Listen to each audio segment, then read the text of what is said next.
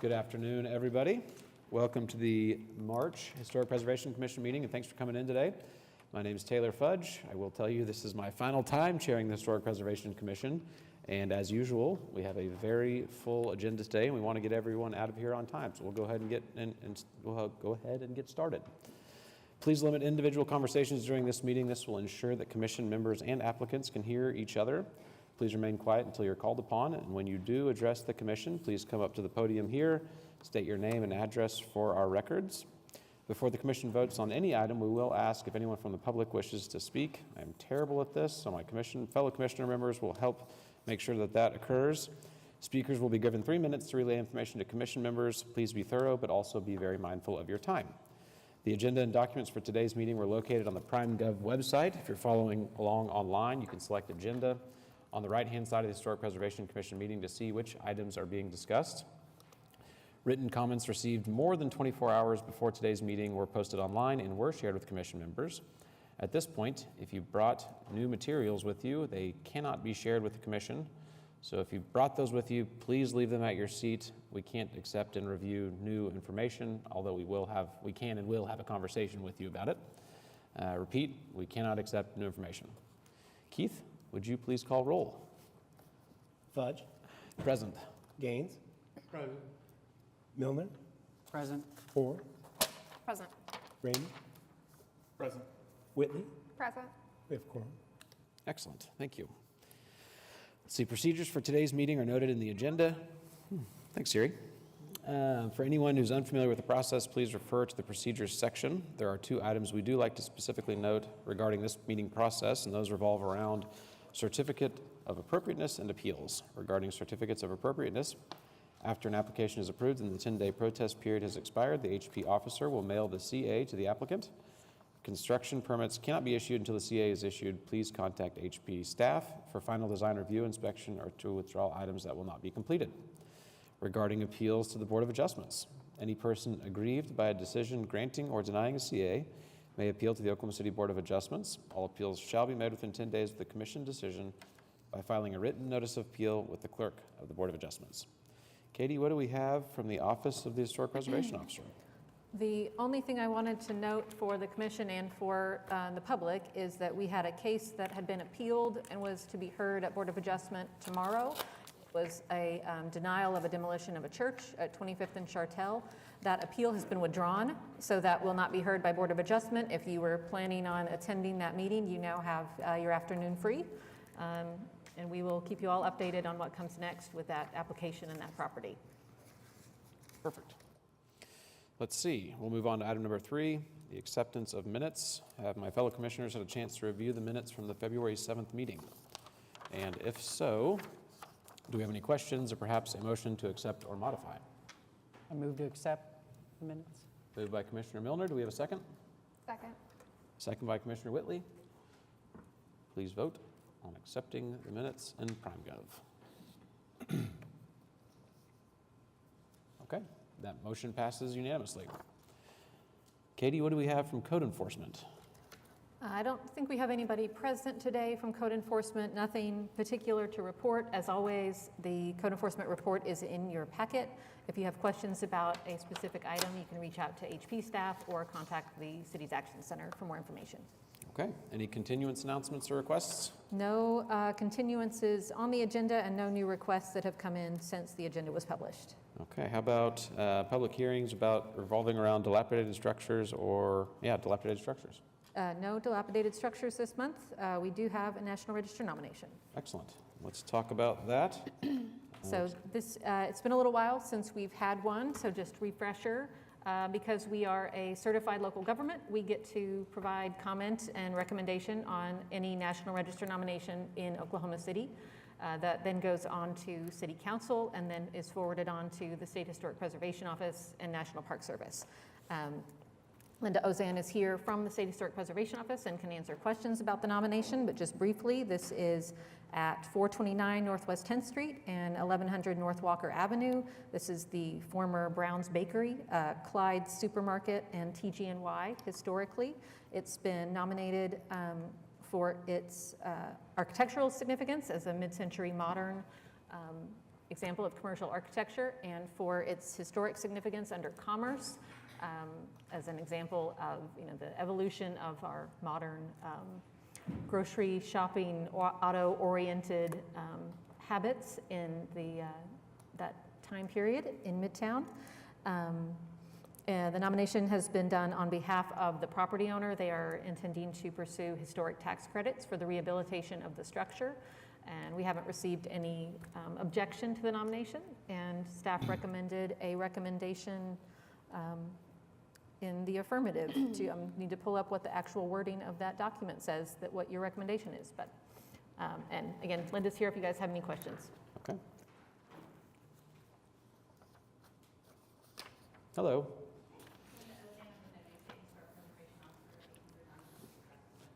Perfect. Anything else that we should know about in particular regarding this particular project? Okay. I mean, it seems pretty straightforward. It's been there. It just feels like this is the right building for this kind of nomination too. And I just missed their donuts, so I got that going for me. Do we just need to? Yes, so you've Motion. got a recommendation to recommend the nomination to the mayor and city council, the Oklahoma Historic Preservation Review Committee, and the state historic preservation officer, and the keeper of the National Register, and to adopt the resolution that is provided in your staff report. Oh, perfect. Do we have any citizens that wish to speak on this particular project, or either for or against? Okay. Let's see. So just So the motion would be, let's see, well, I guess first we have a motion on this particular item.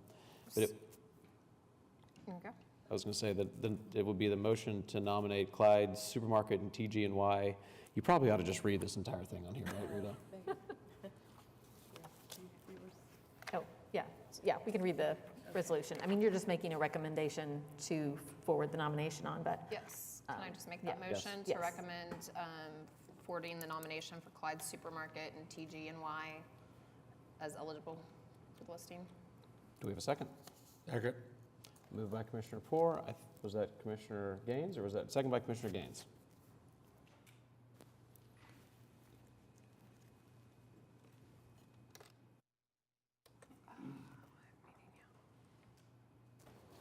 McBride, your vote, please. Working on it. I can just. do you want to take do a verbal? Yes, aye.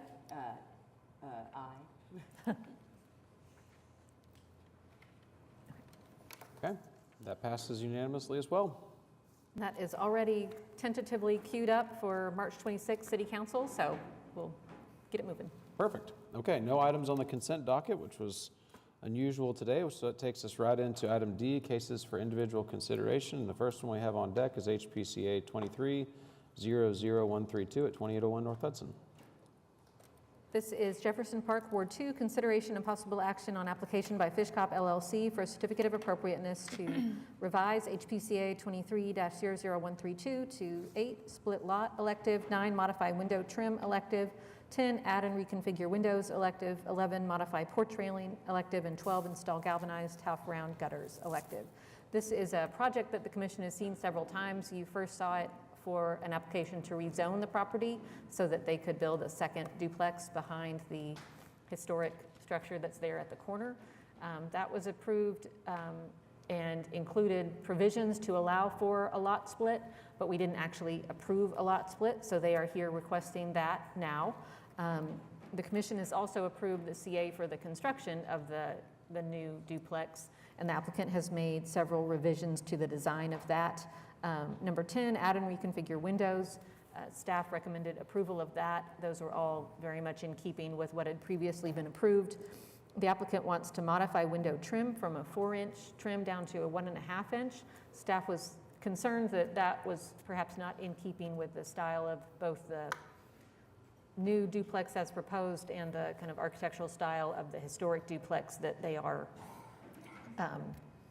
mimicking is not the right word, but that they are kind of coordinating with, that we're trying to have some compatibility with. The applicant has proposed changing from a wood porch railing to a more kind of industrial metal railing.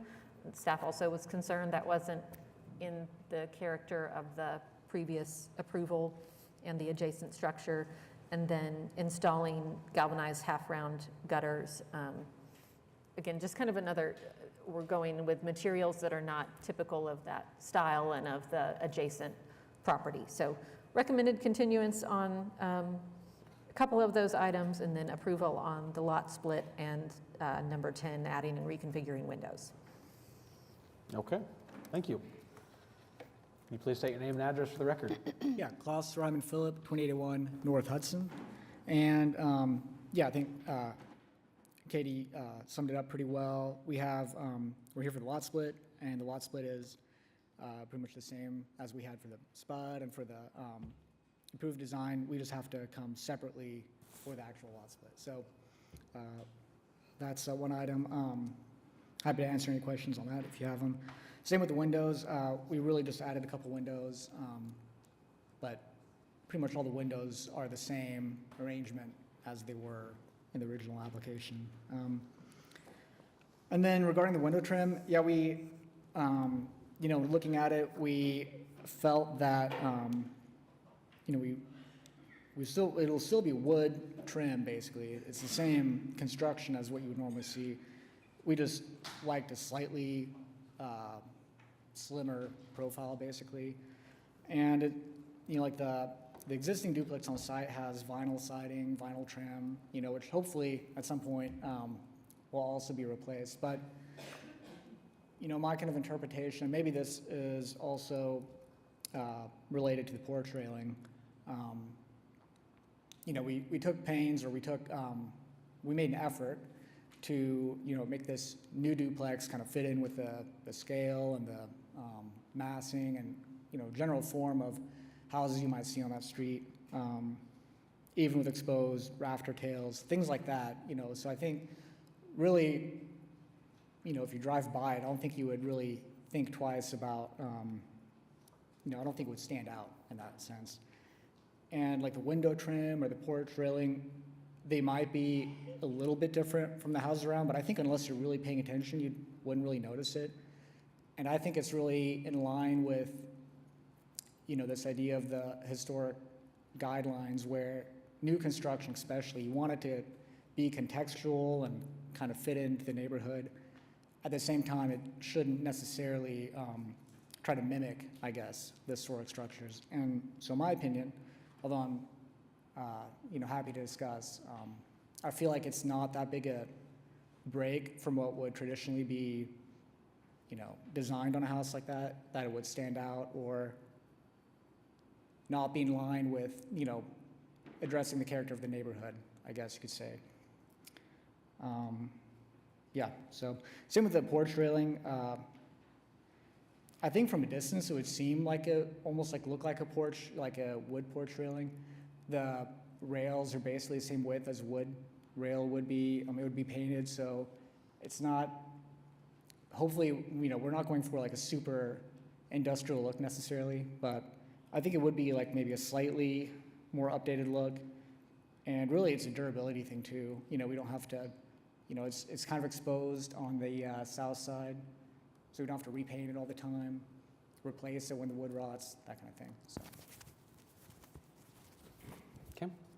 I mean, I certainly can understand the durability portion of that, and I do see your point too on, you know, from the street it'll probably approximate kind of what was already suggested, but it is a little bit of a departure.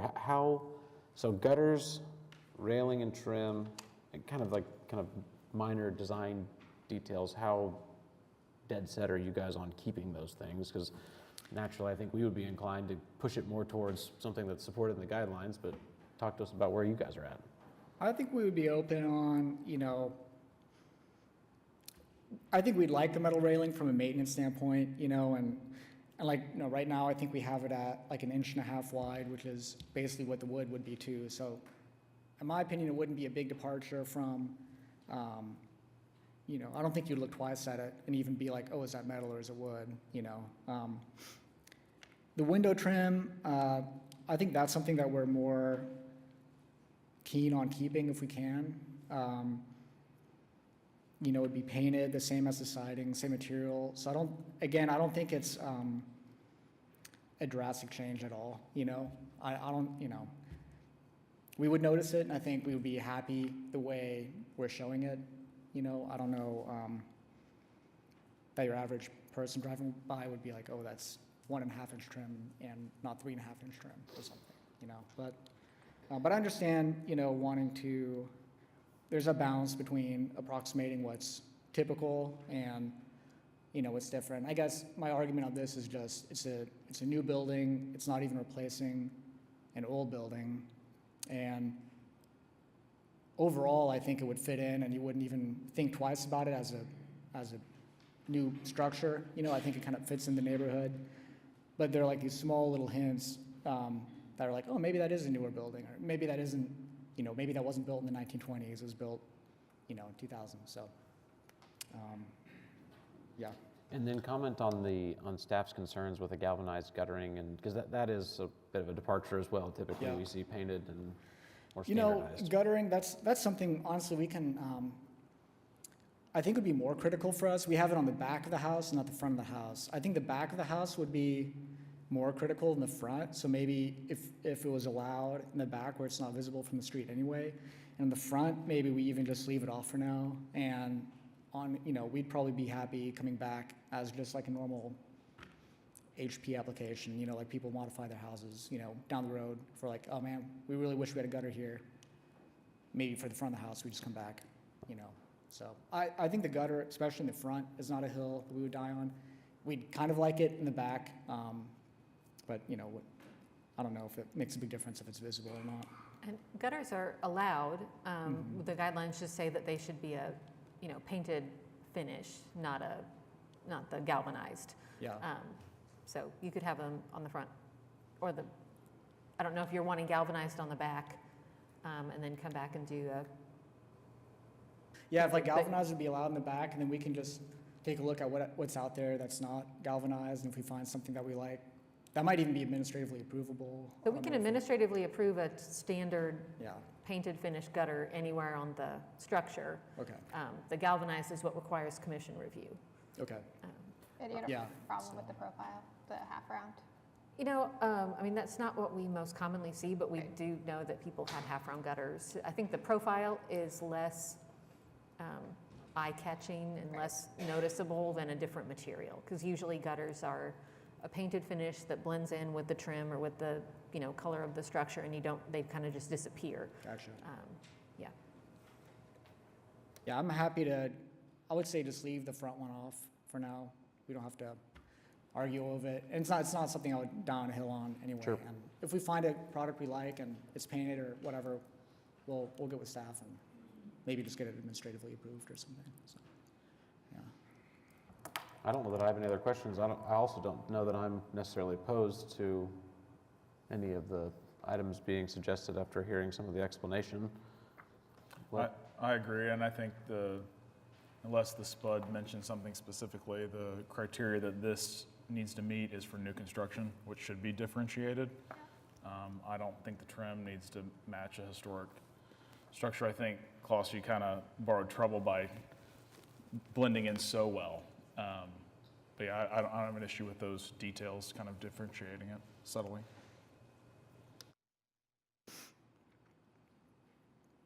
Any citizens that wish to be heard on this particular project? Would anybody like to make a motion on this particular project? So just to be clear, we're leaving the front gutter off.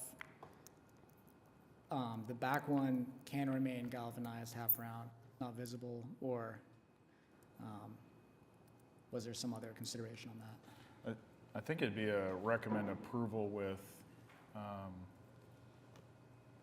staff for the gutter, but I thought you said maybe you'd look at if there's like a pre-finished or Yeah, painted. I was gonna see if just for the back patio, if we left that galvanized and then just left the front one off, or if that applied to all of it, you know, like if it wasn't visible, is it a different consideration or not? I don't know what staff's position would be on this, but it's on the back of the house. I wouldn't be opposed to galvanized guttering on the back of the house on a new build, new construction. Okay. So does the proposal have it on the front? Yeah, so what I submitted has it on the back and the front. Okay. I would say we just leave it off the front, and I'll see if there's a different product that we want to add, and if we do, we can just come back for that Okay. specific item. Yeah. Okay, let's see if I can make a motion here. We've got items 8, 9, 10, 11, and 12, is that right? Okay. I move to approve HPCA 23-00132, items 8, 9, 10, 11, and 12, with the condition that the galvanized half-round gutters be removed from the front elevation, and with staff's findings. I'll second. Moved by Commissioner Remy, second by Commissioner Milner. Please vote in PrimeGov.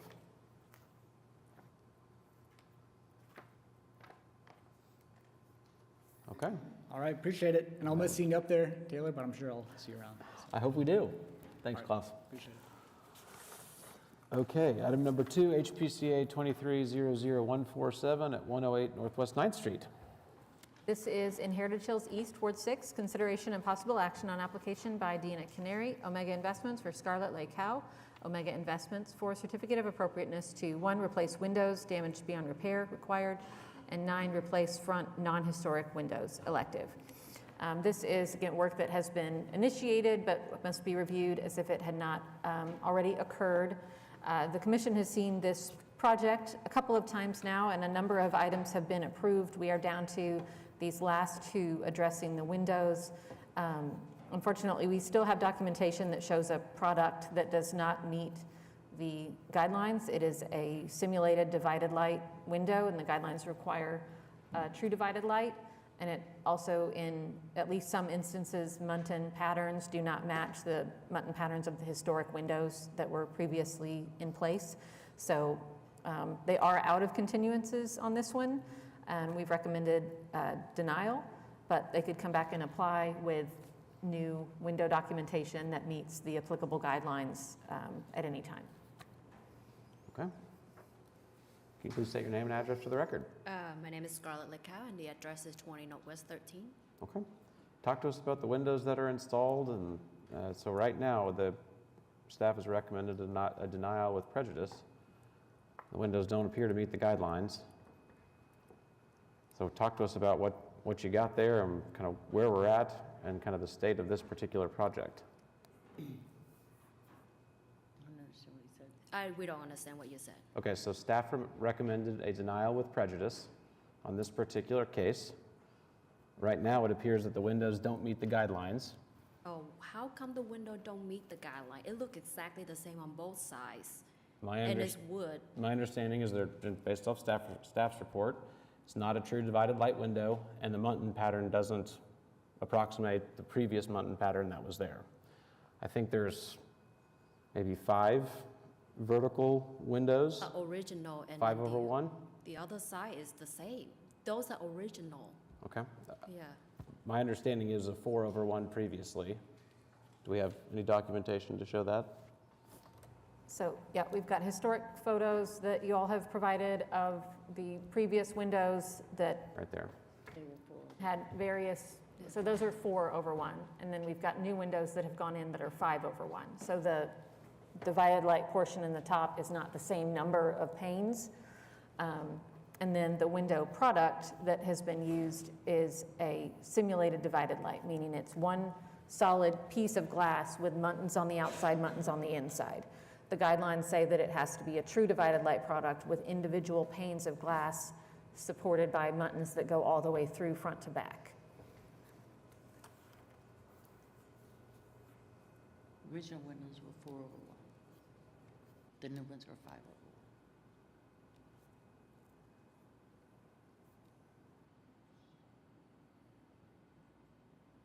So, What are we doing here? I mean, is the windows we got there is completely unreusable, and plexiglass and everything.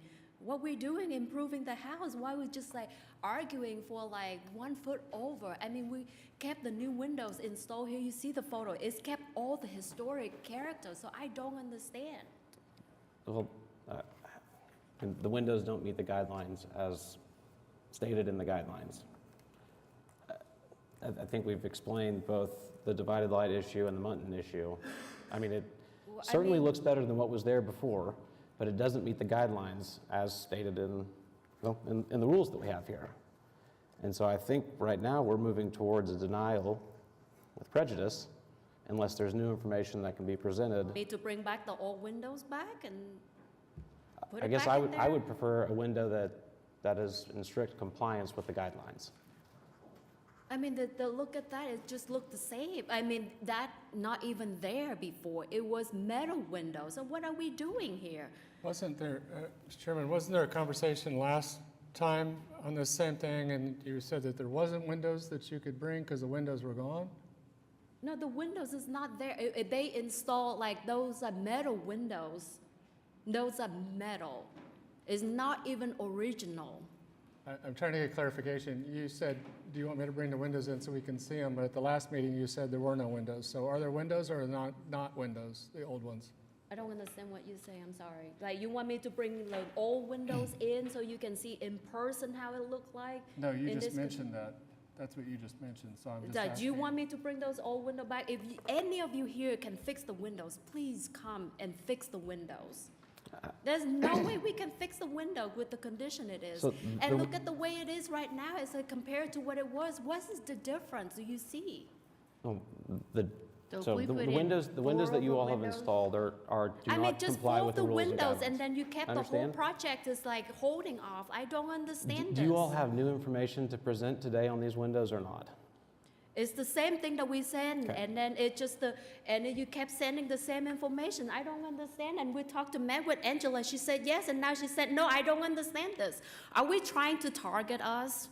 No. That's my questions here. I don't know what you mean by that, but what I will tell you is right now you have windows that do not comply with the rules and regulations in a historic preservation district. So if we put 4 over 1, would that have worked? If they were true divided light windows, 4/1, and basically were the exact same as what you had in there before, yes, that would work. So if the wood went all the way through and then glass on each side?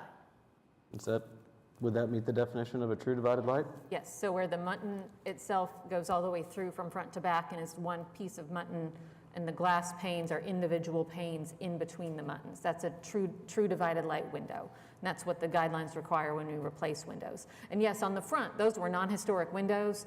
We don't know what was there originally. I think the mutton pattern there is fine. It just needs to be a true divided light window in that location. And then for the ones where there were historic windows, it needs to match the mutton pattern that was there. If it was 4/1 or 3/1, it needs to match what was there. That's what the guidelines require when we approve a window replacement. So no double pane? Double pane is okay. You can do a thermal pane window with a true divided light. Do you have a recommended brand or anything? So there's a number of, Marvin makes them, Colby makes them. I think Geldwin has a true divided light. If any of the architect people want to holler, Yeah, Pella makes one too. do they have a true divided light? I believe so. Okay. There are a number of different brands that make true divided light insulated glass wood windows that meet our guidelines. That would mean, okay, so we could keep the 2 on the front, we could keep those 2 windows, because they're 5/1, and we don't know what was there originally. So are they true divided light? They're made like the other ones, so Okay. I don't know if they would be or not. So my understanding from what we've seen is that everything that's been installed to this point is a simulated divided light window. Can it be 5/1 or does it need to be 4? Like they don't know On the what was front, there? we don't know what was there, and those are very large windows, so I personally don't think a 5/1 is inappropriate for those front windows. It's just the ones where we know what was there historically that it needs to be consistent with what was there before.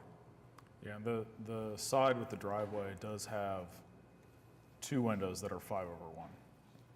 So the historic character has a mix. So when you go to revise, you'll want to match the pattern of the historic windows that were there. So do we need to look at the houses that's already in the area for their windows on the front to make? No, there's photographic evidence of the historic windows. Just need to match that. Does that help clarify it all? Does that help clarify it all? I cannot hear you. Does that help clarify it all? Not really. I mean, it looks the same to It me. probably doesn't feel good, but hopefully we've given you a little bit more guidance on what you guys need to replace these windows with. And then just a clarification from staff. So the original windows are wood. The ones installed are, I'm assuming, aluminum? Yes, it's an aluminum clad wood window, correct, that's been installed? Yeah. That's my understanding, is that Is it's an that aluminum clad. So the guidelines appropriate for allow replacement? aluminum But it's clad not wood. even on the front of the house, it's on the, So aluminum clad wood is allowed. The catch is there are not any true divided light aluminum clad wood products. You can't get the cladding with a mutton that goes through front to back, so you're limited to wood for a true divided light. I mean, you Now, drive we- by, do you know the difference? Or you have to come in close and knock on it, go inside the house to see to see what it is? Honestly, it looks just the same from outside, if that's what you really matters. And I think it's like we should continue, because if like just because of those 4 windows and then you leave the house vacant and empty, you're gonna cause more the police to come in, and it's like vandalism, homeless people. You don't want to see homeless people or vandalism around the neighborhood either. Okay, so with all due respect, none of that's relevant. There are rules. You didn't follow the rules. We're probably going to deny. We're trying to give you some guidance for when you come back with the new application for something that will be accepted. I'm sorry that you didn't follow the rules. Can you tell us the whole, because you handled the whole paperwork, can you tell like the process, how it went, and what the communication was? Because it's terrible, honestly. I don't know that any of that information is necessary right now. We do have other cases that we have to get on to. No, I think we So- need to listen to this, because if not, there's no way we can improve the city. The The whole purpose of all of this is to improve the integrity and the development of the city. What we're doing here is completely like punishing the people, trying to improve the city here. Great news is there's an appeal process, so we'll make our motion and you can appeal this I further think on all down the of you line. know that's in your heart as well. You just keep denying the fact and try to improve it and make it coming into the 21st century. Thank you. Do we have a motion? Actually, do we have any citizens that wish to be heard on this particular project? I actually would, I hate to slow this down, but I would love to hear from staff, because I am concerned about how we got to hear what the communication was between the last meeting and this meeting, and if they reached out for the appropriate guidance and then did not follow that guidance, or what the situation might have been. Diane has been communicating. And Scarlett, Last year, it's been then 4 months of talking back and forth, and then it's over the 4 windows. I'm like, Jesus Christ, 4 months. How much of progress that we have to pay in there? How much of like the budget of the city have to spend on this when we have 2 homeless guys sitting in front of the city right now? There are homeless tents everywhere. Why don't we devote that? Do we want to describe Budget the in that. process to this point, or do we want to hear a motion?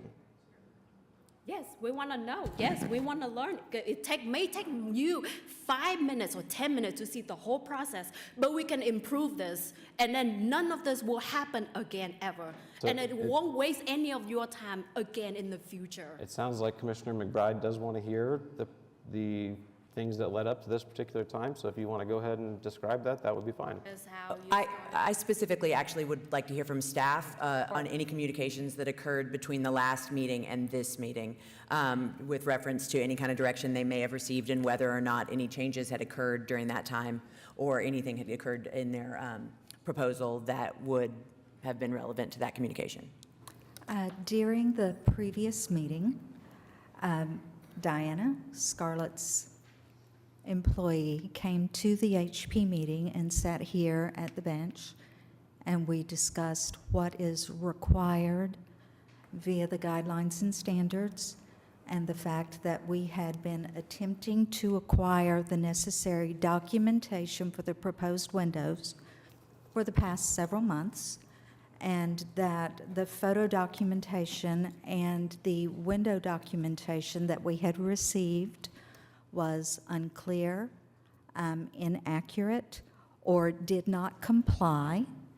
And following that meeting, Diana and I did discuss again the project. I reached out to her, called her, and said, I am under the impression, based on neighborhood reports, that the work has already taken place to the building and that we very much need to make sure that the documentation for those windows is provided and that the documentation is both accurate and consistent with the guidelines and standards. That is all. And then you received additional documentation that, The documentation that has been provided included photographs that staff took at the site. Diana did provide some information for the packet. You have that in your packet. Can you tell her how you did? Like, since when you start the conversations and all that? Yeah, go ahead. You need to talk. I don't know what to say. I mean, You need to say. I'm just frustrated, Sure. you know, because we've done everything. I've done everything. I went and did the research. We got the windows. They're wooden windows. They're wood all the way through. They're not plastic, they're not cheap, they're not, and we're trying to make the neighborhood look better and make the value of the neighbors' homes go up. So all we're trying to do is just fix it and replace them. And every time we try to do something, then I don't have the right paperwork, or I don't have this right, or I don't have that right. So the guidelines are not, you know, I don't have the right guidelines for it. Where did you find the guideline? I mean, I went in, from the paperwork that you guys have sent out, it's not clear. So I read through all of that and did my research and talked to Angela over and over and over again. She's been very helpful. But when we come up here to talk to you guys, then the guidelines are not right. So we don't understand. So when we met with them, they say, yeah, that should be okay. And now when we come up here, it's completely different. It flip-flop 180 degrees, and we don't understand. I want to make sure that the windows that's on the east side meets what's supposed to be, because you can see them from the street. Sure. I mean, so we're all operating off the same set of guidelines. The ones that you guys are using, the ones that we're using, they're identical. So I struggled to see how they're unclear in that regard when it says, you know, muntin patterns must be the same, it must be true divided light. And those four all of windows those things. is facing Broadway. It's facing Broadway. The windows do not comply with the guidelines. It's facing the end, Broadway. It's not period, facing HP. full stop. The windows do not comply. There is no way for, in my opinion, for us to approve this with an uncompliant, a window that does not comply with the guidelines. So I'd have to replace those four windows with, Correct. I think Marvel, I think somebody from the public wants to talk. Does anybody from the public wish to speak?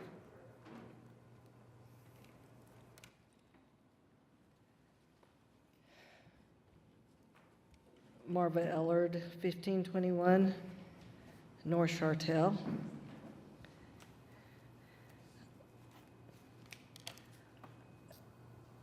You all are aware of everything I'm going to say, but I think I might need to say some of it out loud.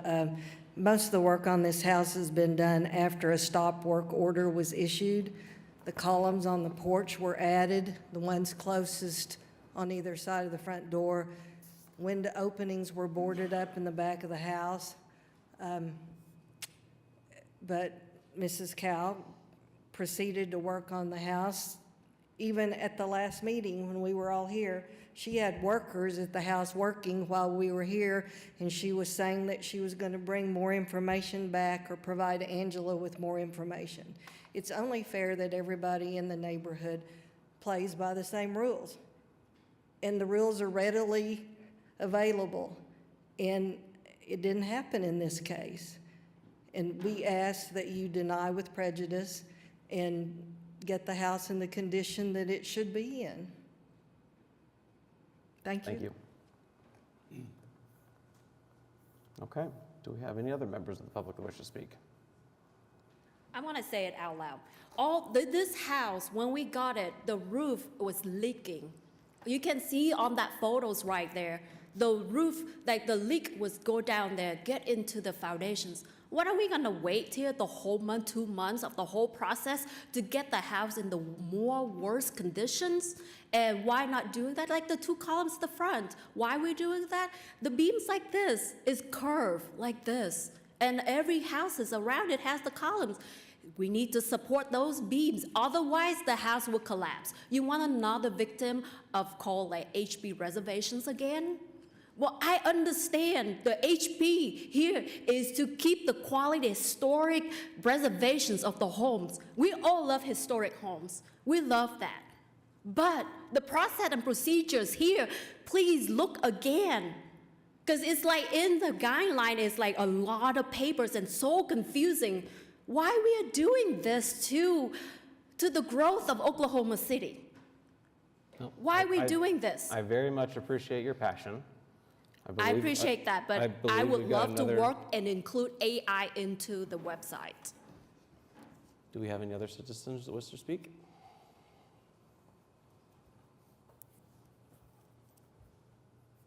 Good afternoon, ladies and gentlemen. My name is Taylor Volk, 827 Northwest 17th Street. I live very close to this house, off of 17th Street. I've sat through 3 meetings with Historic Preservation. One of the things that I found through a lot of these meetings, I pay attention to every one of these historic meetings, each one of these dockets. One of the things I'd like to say is one of the opportunities that some residences have, individuals that are trying to do remodeling, to talk directly with staff, and staff can give an appropriateness guideline. I know that it can be done outside the meeting, and it's possible that this might be a consideration. Stipulate what needs to be performed, what exactly it needs to look like. It may be something that could be considered with just staff appropriateness, and maybe the boarded up windows can be alleviated in the neighborhood a lot sooner than waiting next month. Just something I wanted to say. I do see where she's got some detail on doing a lot of research on the subject. Sounds like with wood windows, they're doing everything they can to get this back to historic preservation guidelines. I do believe that they've done all the research as best they can with the guidance and time. Just based on the way that they presented it, it is a little bit challenging to get the exact right window because we don't have these original windows available anymore. Correct materials, the exact materials. We try to get our best and follow guidelines. I do know that wood windows are 2 to 3 times more expensive just in general. So you know that they're trying. So I just thought that, so I would just like to say that it's possible that you can consider staff to work directly with them. We might come to a resolve if appropriate, if appropriate. Okay, thank you for those comments. Thank you. Do we have a motion? Move HPCA 23-00147, denial with prejudice of items number 1, because of specific findings of facts, items 1 through 9. Moved by Commissioner Gaines. Do we have a second?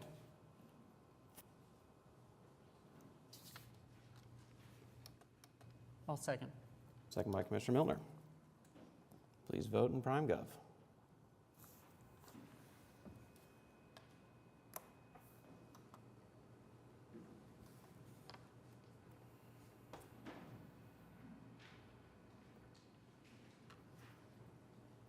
Okay, that denial with prejudice is passed unanimously. Thank you. Just to be clear, Commissioner Gaines, was your motion for items 1 and 9? No. Or items 1 through 9? I said item number 1.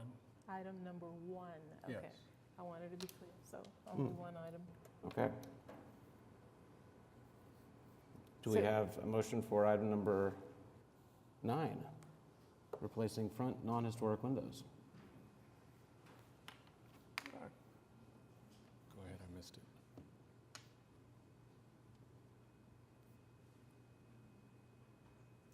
And do we need more discussion around item number 9? No, I just can't pull it up.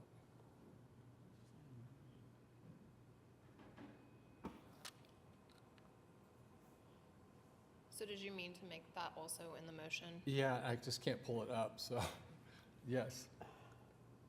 So did we want to, I'm sorry, did You you can want? just quickly motion to deny item 9 with prejudice. Okay. Just do a second motion. Yes. Commissioner Gaines, would you like to submit a second motion? Yes, I would like to deny item number 9 with prejudice. Right? Yes. And I'll second. Moved by Commissioner Gaines, second by Commissioner Milner. Please vote again in Prime Gov.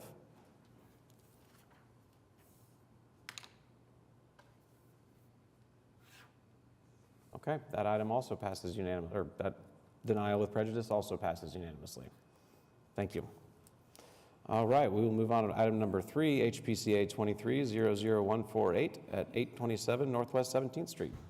This is in Mesta Park, Ward 6, consideration and possible action on application by Taylor Vogt, Clover LLC for certificate of appropriateness to 1, replace 2-story accessory structure elective. I'm going to give, we've seen this one several times. It's been a couple months, so I'm going to kind of give a recap. Previously, at this site, there was a structure indicated on the 1919 Sanborn maps to be an auto house or garage, is what the Sanborn maps called them. Staff photos that you have in your packet clearly show a garage door on the south elevation of the structure, and the form and placement of the building is consistent with those Sanborn maps and with other garage or carriage house structures of that same time period. So for our purposes, staff considers that to have been a garage. It may not have functioned as a garage in the recent past, but historically we believe that's what that was. We have seen no evidence to prove otherwise. In the summer of 2022, we first began communication with the applicant about the application process, about the guidelines. At about that same time, work began at this site with no CAs and no building permits having been issued. That rear shed addition was removed off the historic structure. It appears that a new foundation or stem wall was poured. The brick stem wall is no longer present. By September, the historic garage had effectively been demolished with a new 2-story structure framed up. At this time, we received the first application for a certificate of appropriateness from the applicant. That was ultimately denied primarily because we never got complete and accurate documentation. The applicant reapplied, which is the CA that is before you all today, with more thorough documentation. They have revised the design several times since that initial reapplication. The demolition of the original structure has never really been addressed. Typically, we would have asked for documentation that it was damaged beyond repair, infeasible to rehabilitate, that it was non-historic, et cetera, as you all always do when we review the removal of a historic garage. It is no longer present, so we kind of have to move forward from there, but just need to acknowledge that this is a replacement of a historic structure that was demolished. The new structure that is proposed is not a garage and does not appear to meet applicable guidelines for the construction of a garage or an accessory building. It does not approximate the historic structure that we have a significant amount of documentation of. We have lots of photos, we have site plans, et cetera. It is significantly taller than the historic structure and then other surrounding garages. The design reads more like a primary dwelling, like a house, than an accessory building. Increases the footprint. It appears to sit on both the rear and side property line, which is likely a concern when it comes to permitting for the structure. The structure is not described as a garage. It at various times has shown storage on the interior, office space, restroom, et cetera. The future use of it is not abundantly clear. That's not typically a great concern to the commission, although when it comes to something functioning as an office or part of a business, then that can become a challenge for permitting if it's determined that that's not an appropriate use. This application is out of continuances at this time, so staff has recommended denial. Okay. Can you please state your name and address for the record? Taylor Volk, 827 Northwest 17th Street. Perfect. I occupy this building before you. Since I've been first came to these meetings, I've been occupying this building. I plan to make this my potentially forever home. I want to raise my family in this house. So this is a very important house to me, and it's going to be a very important house to my family, and my mom included. She's here with you today.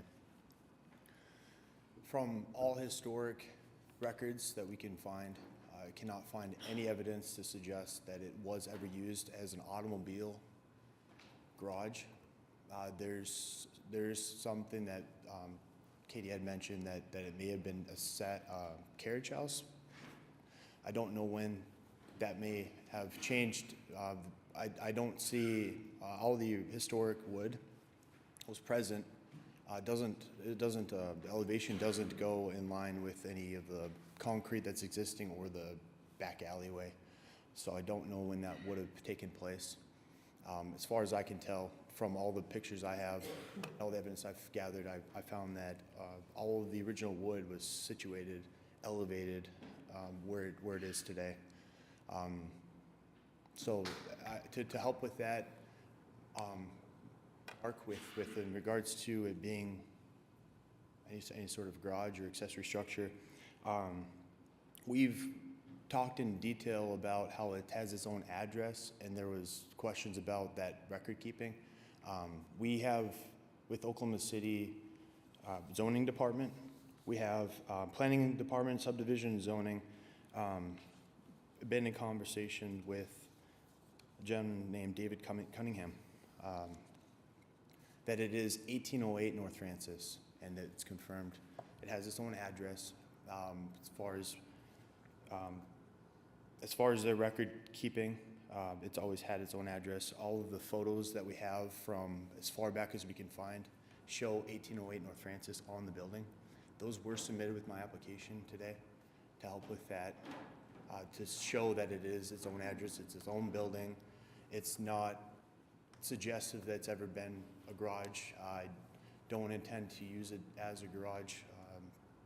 There was another garage, a completely different building. There were 3 buildings on this lot. One of them was a garage. That was situated where the concrete currently exists in the northwest corner of the lot. That was demolished, I believe, in the 90s, early 2000s, previous owners. One thing that I'd like to note is with going back in history, we've done a lot of research on this property.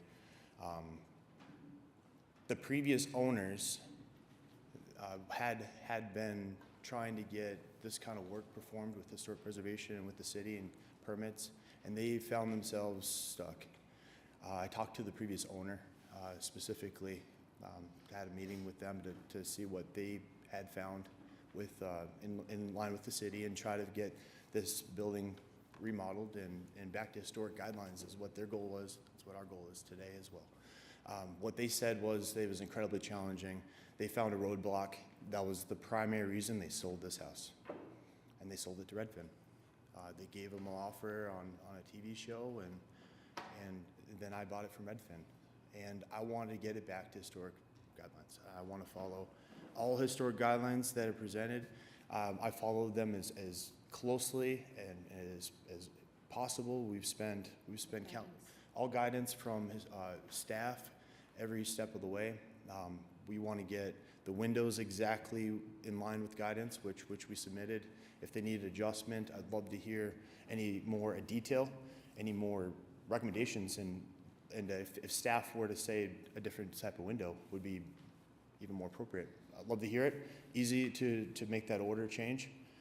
One of the things I'd like to note is the original door from 1906 door is going to be is refurbished and is ready to be installed for the front door of this building.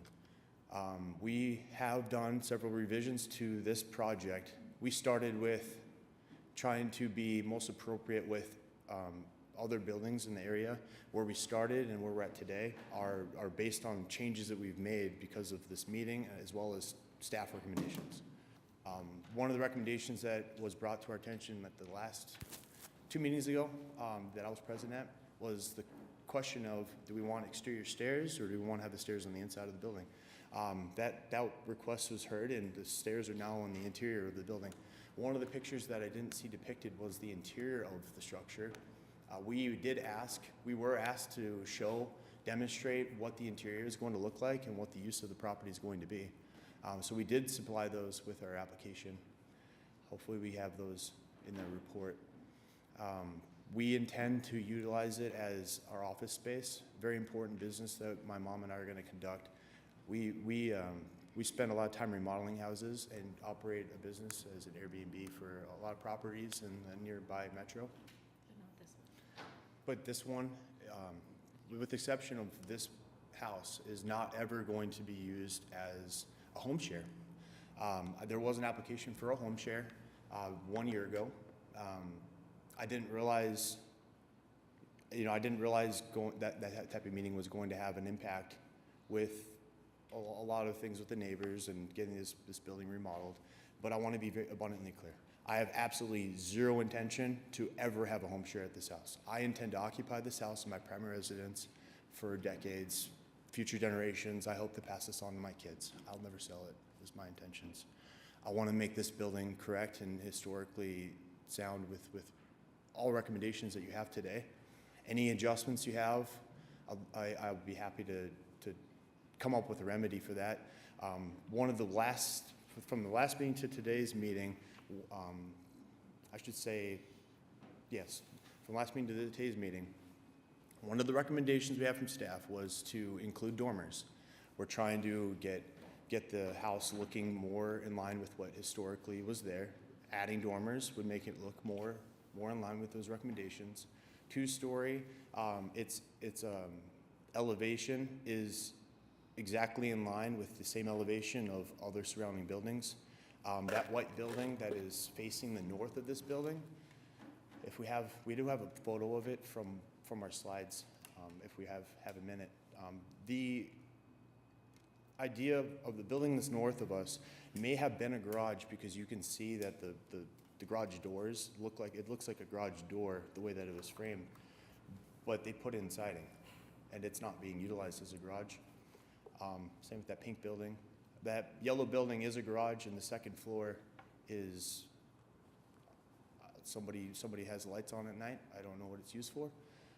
So it does comply with surrounding areas, and every intention is being made to meet the historic guidelines in every single way. I don't.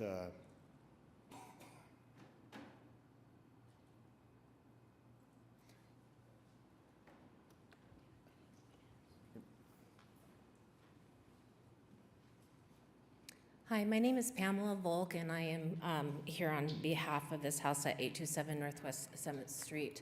If you go back to the picture where you can see there's some workers sitting there, you can see that the concrete is elevated, and there has been no changes with that. That is exactly the way that it was.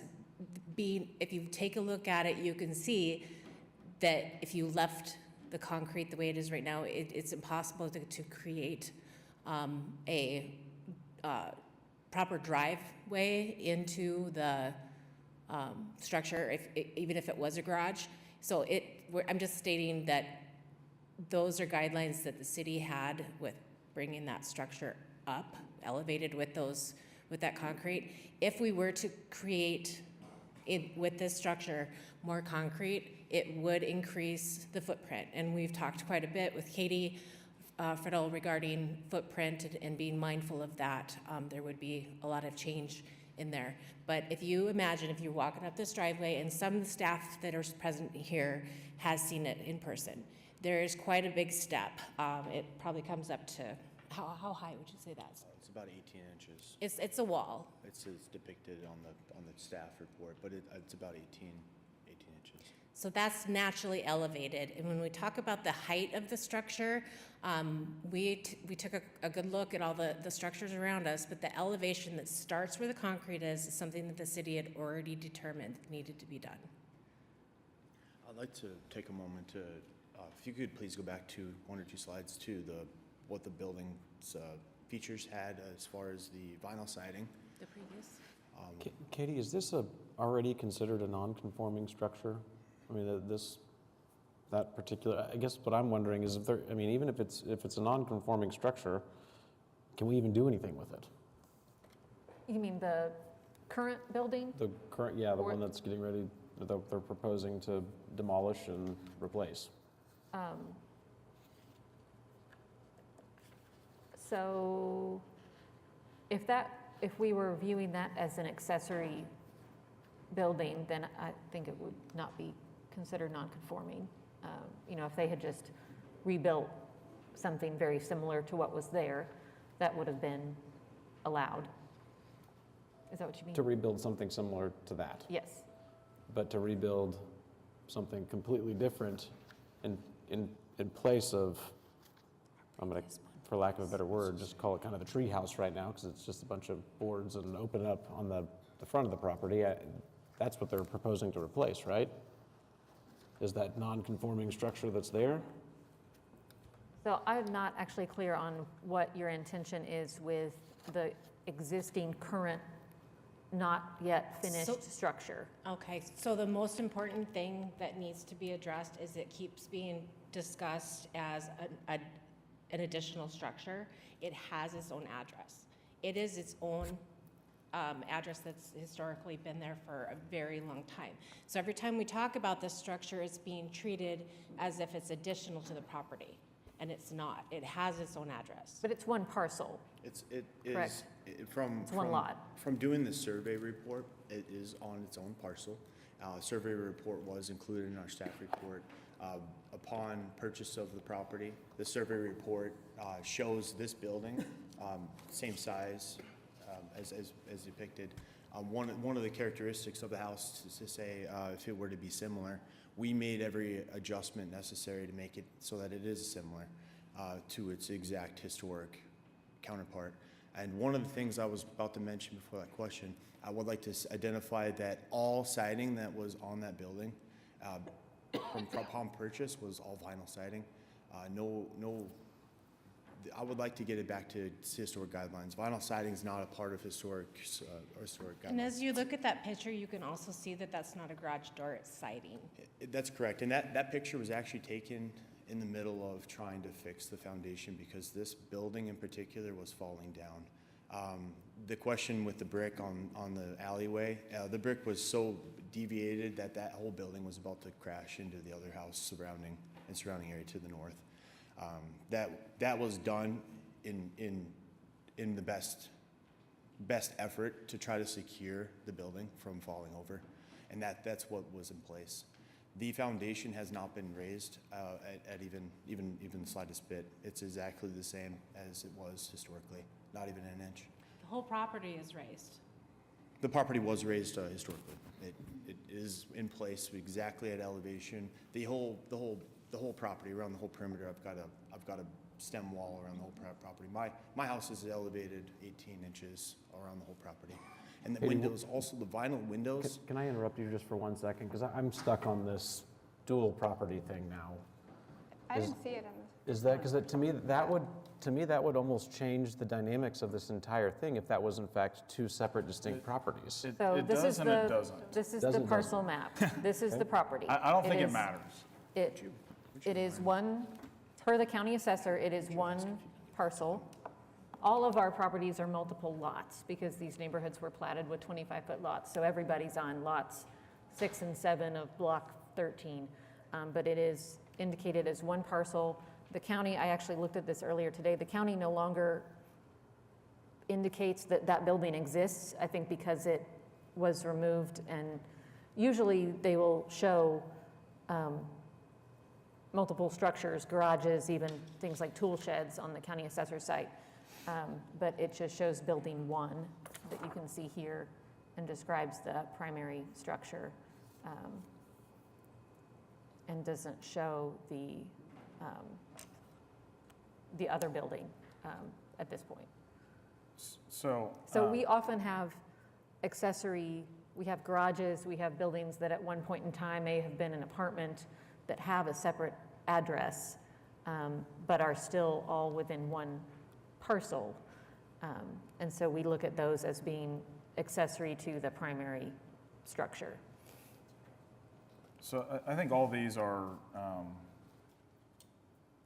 kind of confusing in my mind, what is a pretty clear case.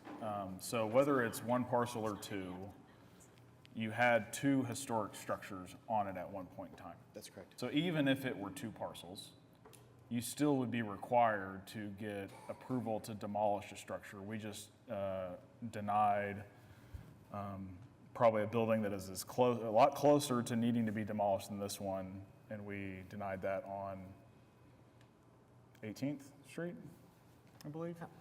So had you gone in, well, let me pause. This is a really unfortunate situation, and I'm empathetic to that, and I'm sorry that you're in this situation. But there's photographic evidence of a structure that was there. So if we're going to call it its own address, it still would need to be approved for demolition, and then a new design would have to be approved to go in. That simulated. We did do that. If it's a garage, an accessory dwelling, which I believe is what you would argue this is, regardless of its address, if there's photographic evidence of a garage two-story structure, we require that that be put back in kind. We've allowed some modifications with plate heights, a foot or so, as long as it resembles. And I think this particular case doesn't meet that criteria.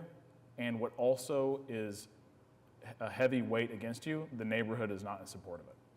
So I don't see anything here that lets this structure as constructed move forward and meet the regulations. It needs to be resubmitted with a massing and a design that meets the guidelines. We haven't looked at the design yet, but may I please address the mistake that we made when we tried to repair the building and it falling down.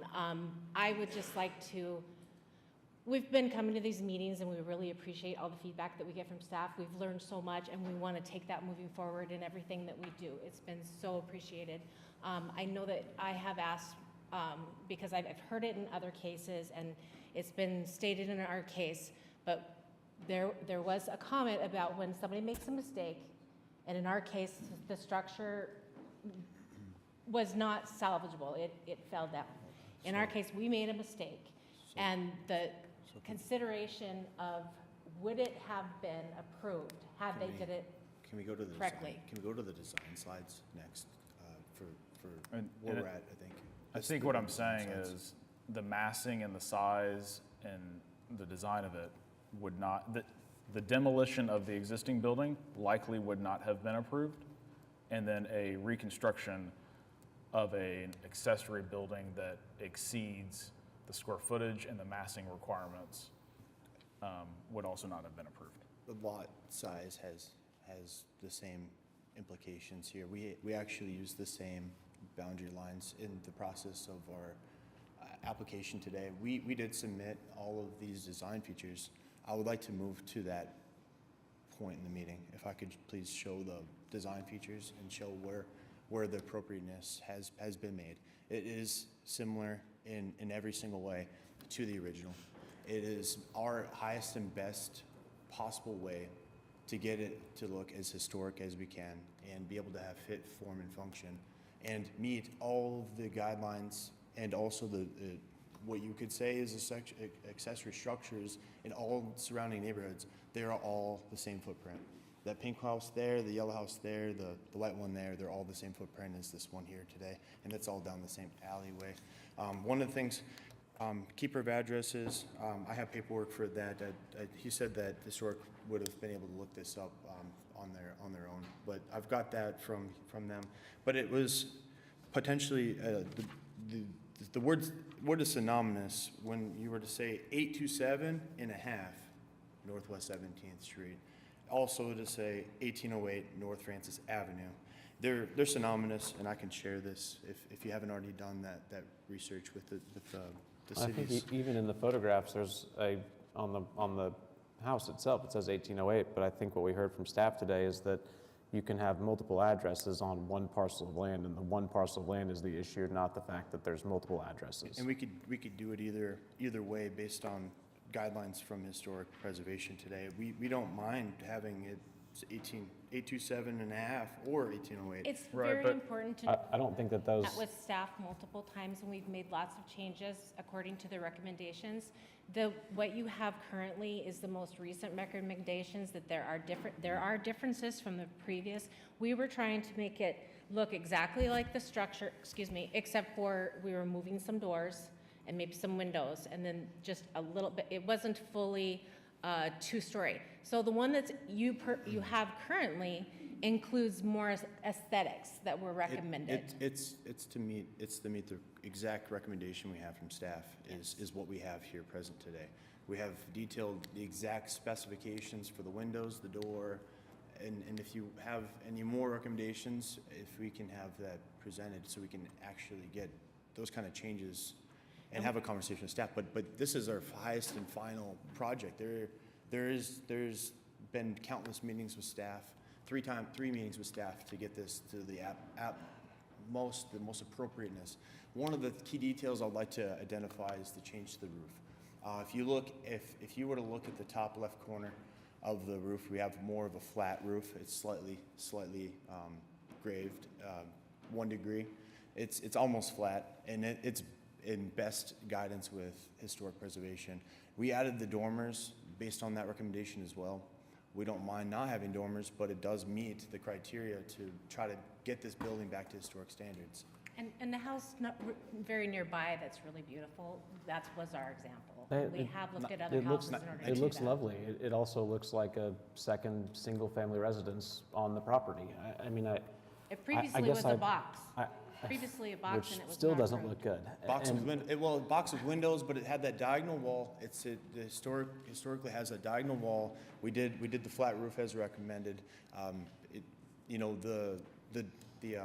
If you were to say the shutters are not best use for this property, no problem. We don't have to have shutters. We dressed it up because last meeting we made it sounded like some had questioned if it was going to be an apartment. The answer is no. But it does say in the last the documents that we have here says that it was submitted as APT. So what use was it made in historically? Apparently it has APT as a half address. However, we don't plan to use it as an apartment. We don't use it. We don't intend to rent it out as such. We intend to occupy it as our office space.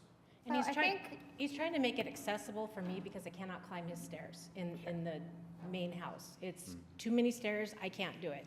We currently have his computer desk in the living room, and it doesn't fit with the home. He recently redid his floors, like everything about it looks horrible. And it's just not feasible to expect that he's purchased this property, he's worked hard to address every issue. We will likely have one of our neighbors, be coming up and speaking, and they always say we never approached them and had a conversation with them. Yeah. We have had neighbors that have approached us. We don't know who everybody is, we're the new ones. It would be appropriate for us to be approached. It's different. But to go along with that, we have spoke to We have. almost every single person in the nearby block, and certainly the ones that have been at this meeting, the tenants. One of the individual neighbors that actually had the biggest voice in this has sold the house last month. There are new owners. She was, I'd say there's probably 3 in total that have had the most voice from the ones that actually attended the meetings, and we talked to each and every one of them. So we did meet those questions. We had been asked 2 months ago to talk to our neighbors. We have talked to our neighbors. The gentleman that's in this room that about to speak after us, we did talk to him as well, and it was a friendly gesture, kind conversation, and offered more time to spend if we wanted to talk about any details that he would rather see, or if he wanted to talk about what the use is going to be. And we did talk about those ideas. And what I'm presenting today is the same conversation. And I would like to say, if you can find this building and its structure appropriate, I know that historic preservation is going to have the use is one of the questions, but the historic preservation's job essentially is to look at the outside. Does it meet the historic guidelines? Is the siding being used going to be in order? Is the roof materials going to be in order? Is the door, which is original? Do you think that that approximates a single-family home? Say What's that? Do you think that this building approximates a single-family home? Could you Just define the word approximate? in Curiosity, English? does this, when you look at that, if you were driving down the street and you didn't know this property, would you think that that's somebody's office, or would you think that that's potentially a second house on the lot, or a But second? is that really the area of question, like Yes. the use of it? It is. Okay, so How would- Absolutely. one how- of the how can things that we how have can we- talked about multiple times is what we plan to use this property for. And we keep on saying it, and it doesn't matter what we say, it's always brought back up. And also, the way that it's designed currently is based off of staff recommendation to help it blend in and look beautiful in the neighborhood. It previously was an eyesore, and it was falling, it was dangerous. The windows it was a block. This house is beautiful, and what we have right now, the neighbors are not happy. We aren't either. We want this to change. We want it to be beautiful. We want the neighbors to agree that it's beautiful. Where it stands right now, it's not okay. But we also cannot keep on coming back and being told that we have to build a garage. It's never been a garage.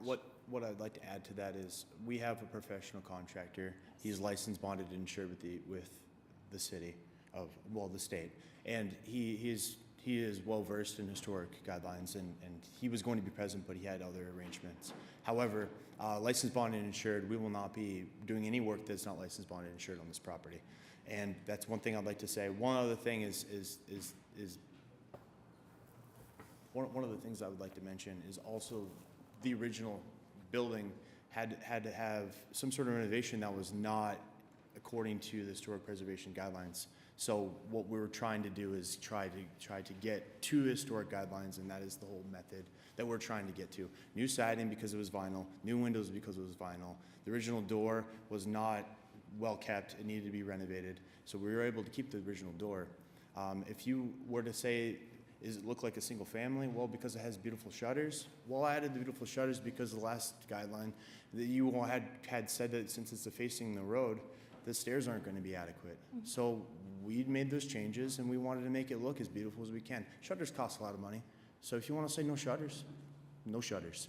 If you want to say all wood windows, all wood windows. I can do aluminum clad, I can do wood. I want to meet your criteria. I want this to be a beautiful place. We've learned a lot in this process and listened to staff on everything, and there will not be anything with this building that is not already discussed. Like we've just heard with the last people with the windows, that's really good information to know, and we're learning from this. We've been here listening to other people's stories and things that they're working on, and we're like, oh, okay, wow, learning something from it. And we continue to work with staff to make sure that it's appropriate. And the entryway, Hey, guys, we wanted to keep. We've been going at this for a long time. I know I've heard chirps from other commissioners up here that want to ask questions. So let's let them get their questions out. We also need to check with the public to see what they have to say on this particular project. We can't stay on this all day. Of course. If there's anything that you want to just hit us with some really good information that you think, give us your best punch on this one, because we're going to come back to you with something that you're probably not going to like here shortly. I'd like to address that. This building is very much, the way that we're trying to make it is very much like all the other buildings in the area. We have them across the alley from us, across the alley from us, across the street, diagonal. We have neighbors who all their paint is peeling, it's an eyesore. They're not addressing it. We're trying to address it. We don't want a building that's falling down, that's going to be a danger to anybody. We don't want an eyesore. We hate the way it is right now, just like all of our neighbors. We are asking for exactly the same thing that a lot of our neighbors have. Nothing more, nothing less. Okay. We've spent a lot of money and a lot of time getting the software and changing all these changes. We've worked closely with licensed contractors to get this design. And one of the things I'd like to say is the exact footprint is the same. We're not changing the concrete. We're not changing the footprint. We're not changing anything more than was already presently there. And what we're trying to do is get it back to historic guidelines and get it back to fit the area that it's in. And I was going to say is if you were to say it's a little bit too decorated, that front porch doesn't have to be there. I just wanted to try to make you feel like I'm trying. I'll spend as much money as you like, as much time as you like to get this to look exactly the way you think that it needs to look for our neighborhood. Perfect. I want to do it for the community. Let's Do hear we from the have commissioners. anybody from the public that wants to speak on this? I want to get questions out here because I know I've heard Oh, yeah. some things. I was gonna say, even outside of its, footprint size or the demolition issues or anything, I think the biggest issue with the design of this as is proposed, like, I know you said that you're trying to look at other, second properties, around you, other parcels that have maybe an ADU or a garage or something. If they have an ADU, then that's okay that it looks more like a residence. This is not an ADU. This is just an accessory structure. You will not be using it as a home, so it should not look like a single-family home. And right now, that's exactly what it looks like. The Sanborn maps show a 1.5 or 2-story building. Historically, this is like 2.5 story. I mean, the ridge of the roof is 5 foot below your 3-story home. It's very tall. I think. Is it the dormer that you're saying 2.5? Or you? I mean, it looks like it's a 2.5 story right now because it's only 5 feet shorter than your 3-story home. We added that dormer, and I see where that may suggest it's larger. It's just decorative. Like driving by, I see this. I think that is another home on the site. And I think that's the commission's biggest issue with this design as proposed, even, like I said, outside of the demolition or outside of the footprint size. Some of that elevation is from the way that the city decided it needed to be, the whole lot had to be elevated. That's right. So that's why it makes it But look it is- a lot larger, but like it's- bigger, but it's not. But it's the same height as the surrounding secondary structures. We just did some research on what it historically is. We just want to present it what it historically was. We just want it to get built. We can call it whatever address, we can call it a second structure. We can not even include dormers so it doesn't look like it's so tall. I truly don't mind. I just want to get it built. The issue is there was an existing fabric. So all the discussions and things, and again, I appreciate the effort. And if a structure never existed here and you wanted to lot split the back portion of an empty parcel, that's a whole different discussion than this discussion. Unfortunately, your property had a historic structure that aided and contributed to the historic fabric of the neighborhood, and this structure changes the appearance of that fabric. That's the issue for this particular parcel. I see. That was never, I don't believe that was like that, and that method wasn't brought up the last meeting when we had just simple stairs going up, because that looks exactly like every other building in that So area. the building that was falling down was built way before the historical preservation had started, and it was not within guidelines at all. Can you go to the pictures that we sent? It's 1910 North Ollie. The previous structure. No, can you please go to the picture that I submitted with my application? There's pictures that we have Yeah, that could help it's with a this. similar project. It's a similar But again, look. that- Similar that's a work. different application. Your project had a historic structure on it. So you're unfortunately held to that standard. Oh, that's no problem. No problem at all. I just wanted to show and demonstrate how it looks in the neighborhood. It's not that we're trying to split the Sure, property. and- It's not that we're trying to do any further than just simply have the building built and according to the historic guidelines. You give it a title, but we wanted to show it 1 block away. It has just a pretty good look in that neighborhood, and I think that's just admirable. And I don't think anybody here is questioning whether it is or isn't aesthetically pleasing. Is it appropriate? And the fact that it's not consistent with the historic fabric is the crux of the issue, I think. So our current guidance was to add all of that so that it was aesthetically pleasing. Our previous application was a lot more plain. And that was an issue because it didn't look good. This application, we did do all of those things. This application that we are talking about today is doing what I believe you're saying, if I'm not mistaken. We have done the application process to be able to build this as the design features that we have. We saw 1 page of the design, but I would love to show the inside because that was a question we had. I don't think the inside is our purview, and I'd love to hear from the citizens that wish to speak on this project too. We've been going at this. Well, I have one more question.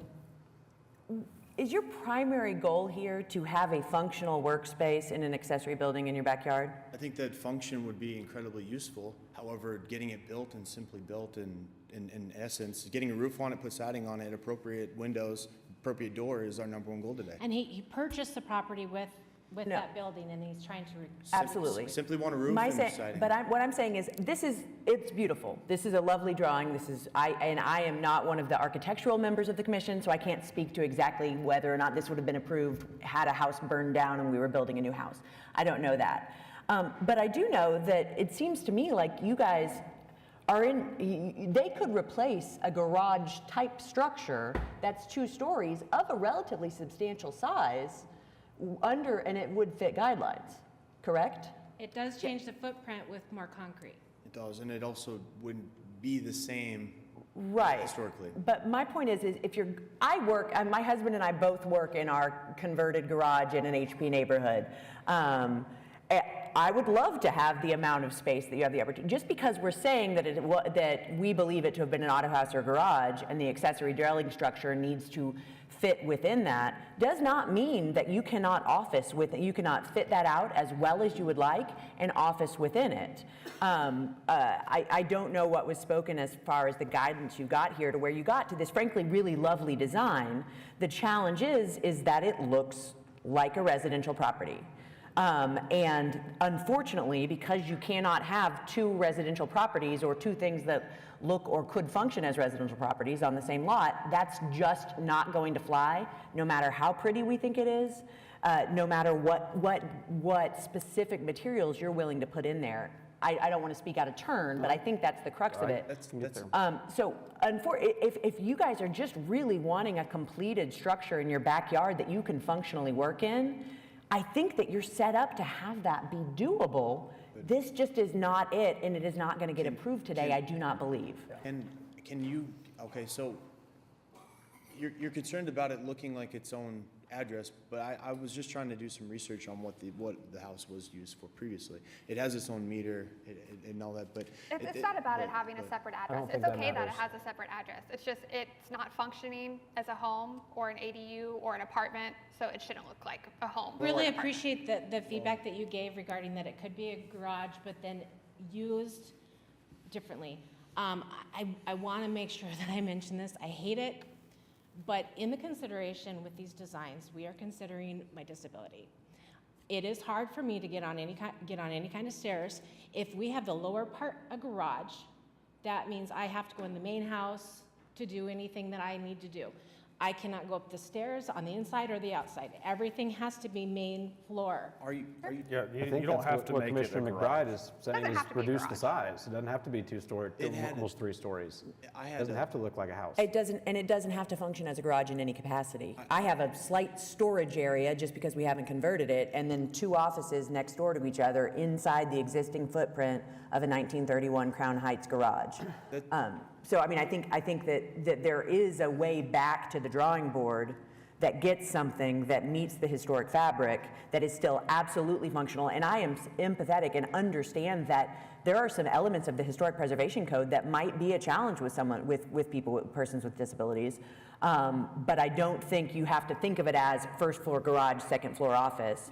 You have to think of it as replacing the structure that was already there in an aesthetically pleasing, historically compatible way with the interior functionality that meets exactly what you need. And it is my understanding that that would be very possible. Is that to say that it would have a garage door, or could it just have a door? Because maybe that is exactly what we have in front of you today. I would suggest. I don't mind. I honestly, I do not mind if you have guidance that suggests that we do not finish the inside to certain specifications. No problem whatsoever. Honestly, wouldn't even hurt my feelings. I've spent a lot of time on this. Wouldn't even be a problem. We want to use it as best that we can, but our primary goal, and honestly our realistically only goal today, is to get a roof on it with proper siding, with proper windows. I don't think you're going to get that today. I really don't think you're going to get that It today. sounds still like what meet I'm your hearing is needs. a combination of the 2 different designs that we have submitted. I've done that already Yes, with the last and this meeting. is, the things that you're seeing that maybe kind of making it different for you ignore that. Can you go back to the design for a moment? The challenge, I think, is that you all We are would asking. like to have it approved without the shutters, without anything that you The guys challenge- have an issue with. The challenge is that. Get sir, rid of hold on, anything- hold on, anything hold that on, looks like hold a on, house, Hold you on, could- time out. The challenge is you're asking us to continue to design your all's project, and we can't continue to design your project. What delete I the will tell you aspects. is that there are guidelines and rules that you can go to design your own project. We did, we added some. We can't sit here today and help you guys continue to design it. Well, We've given you feedback from the commission. I've submitted 2 separate complete applications. The first application. some Neither people- of them were fully complete. Neither of them were fully complete. There was information missing. There were things that we needed from you guys that we never got. One of the applications had the footprint for the garage that was there, and that was the original thought process. We took that into consideration with our new design. We can keep the exact footprint of this building and still meet the criteria that you have. I truly do think you can delete the shutters. We cannot approve anything today if you're going to come to us with a different design, different footprint, whatever the case may be. No different. No change to the footprint. All I'm trying to get to here today is weather, roof, siding. I don't have to put any windows anywhere. We can cut them out exactly to your specification. I mean, we truly can. We truly can. I think that the application, we can only approve or deny the application that's before us today with some slight modifications or kicking things back slightly for administrative review. And unfortunately, we appreciate the way that you're speaking. We appreciate your willingness to work. We absolutely understand the hardships of this, the financial expense of this. Unfortunately, I do not believe there is any way that this is getting out of commission today with anything less than a denial with prejudice and a restarting of the process. It's too far from anything we can approve, and for the sake of this being item 2 of 9, we probably are going to have to move on this, and I don't believe there's anything that you can say that would change that core fact. Understandable. If you don't mind, I want to state that all the modifications that we've made in each meeting has been with staff, like conversation. But we're getting some different feedback onto what people think it should look like. We have a lot of opinions going on, and he's trying to design it, and then it comes to you, and there's something that everybody doesn't want, but we don't know that. We're trying. It's changing. We've made those changes every time, 6 times. We want to get along with our neighbors. We want to be able to talk to our neighbors and not have this issue. They're sick of looking at it, and so are we. Sure. It's an iterative process. You bring changes, we suggest changes. You bring changes, we suggest changes. That's how that goes. That's always how this is going to go. So, but we do need to move on to citizens. So I want to set you guys down for a second, and I want to hear from the citizens. Anybody else that wish to participate or visit about this particular project? And please state your name and address for the record. My name is Andy Sullivan. I live at 915 Northwest 17th Street. My wife Sue and I moved into our house in 915 in 1976 when it was called the Comeback Neighborhood. I was told, people that employed me, that it was not a nice neighborhood to live in. So we've been a part of trying to get historic preservation throughout this time. I'm representing a group of people in the 800 and 900 block of 17th, 18th, and 19th, 16th, 17th, and 18th. We're opposed to his request. I realize that you all, I'm going to read this because I don't want to take up too much time. So I realize that this commission really only deals with the appropriateness of construction or remodeling of exterior structures in historic neighborhoods. What I'm presenting speaks to the veracity of Mr. Volk's request for the need and intended utilization of the addition on the alley. I recently introduced myself to Mr. Volk. We went to the alley and he explained why the existing structures could not be converted or reverted to parking structures. I cannot speak for my other neighbors, but I have concluded that enforcement of group housing is exceedingly difficult, if not impossible. I asked Mr. Volk at that time, I told him that. I said, you're operating a group house, and I don't think that we can do anything about that. And he said, no, you don't understand. It's me and my mother and my daughter live there, and I have family and friends that come. People, wait, I'm sorry, this is my time. No, sir, you keep addressing the commission if you don't mind. I'm sorry? If you don't mind, just address the commission. Please keep addressing the commission. Yes, okay, thank you. So anyway, I told them that all I really wanted them to do was tear that structure down. It's an eyesore. It's been there for 2 years. It's been turned down by you all for 2 times. I saw someone going into the house recently from their car. I asked how much it would cost for somebody to come stay on the weekend, and they said, well, you'd have to talk to him because they stay there, people live there, other people live there. So anyway, he told me that he was not doing that. Anyway, they blocked the sidewalk, blah, blah, blah. Recently, I went to his mailbox to put a request in there to have the people block so that they did not park, so that they did not block the access to the sidewalk. It's a handicapped access. And I put a note on one car. That person moved their car. Others quickly filled that space up. At the time that I did that, I wasn't snooping, but I looked in the window, and in the downstairs southeast room, he's making it into a kitchen. This is a structure that had 3 separate levels of people living in it by the previous owner. Ma'am, there's a please cabinet stop with a interrupting. sink. There's a refrigerator sitting on the front porch and other cabinets. If he wanted office space, he could have easily converted that to office space. Recently, okay, and I asked him about the existing structure. Oh, the structure on Ollie that they're addressing was there in 1976 when we moved in. It's a very attractive there. It preceded historic preservation. I've tried and I can find no evidence that the denial by this commission has been reviewed by the Board of Adjustment. Our neighbors are very frustrated by having this weather-beaten, dilapidated frame sitting on a neighborhood that was started without a building permit. It's a hazard to any children who might be tempted to enter the structure. It is our hope that Mr. Volk's request will be denied. I thank you for your consideration. Thank you. Does anybody else wish to speak on this particular project? Okay, come on back up. I What would like question? to, I'm I would ready like to to make apologize. a motion. Okay, ma'am. I would like to ma'am. apologize to the committee for me interrupting, but Sure. we had a conversation regarding some of the off-topic. It is not okay that a neighbor is looking through our windows. It's Sure. not okay. We're going to go ahead, And it was ma'am. I know, off-topic, it's off-topic. inappropriate. Everything that's in that house was already there when he purchased it. It's not okay that neighbors think it's okay to come over into his property and snoop around and stick their face in the window. It's not okay. Agreed. We And he I make a gets motion that house, for- he's Hold on, doing hold on, hold on, renovations hold on. and Ma'am, beautifying please- this please house. Stop. We've heard everything from you. Katie The Friddle. commission, sir, the commission is now going to vote on a motion. Okay, that is it? I make a You all- motion you all- for you all may appeal. HPCA 2300148 to deny with I just wanted to prejudice. say something. Do we have a second? She got a little Second. upset. That's fine. Moved by Commissioner Poor, second by Commissioner Gaines. Please vote in Prime Gov. Can I get a little guidance on this specific, Molly? We need to know what you're not approving. It needs to be specific, because we're confused at The- this point. the- Too many The opinions. entire case was denied with prejudice. I understand, Molly, you had asked if it looked for a certain way. You said if it looked more like a garage or whatnot. What is it that would look the best? So Mr. what Volk. staff has been advising for many months is that you need to propose a structure that very closely approximates the historic structure that is sufficiently documented in photographs. It doesn't have to be a garage. It probably doesn't even have to have a garage door because that door faced into the backyard and was not highly visible from the street. But something that has the massing, the size, the roof form, the height, the architectural details of the historic structure is what would easily be approved on the consent docket.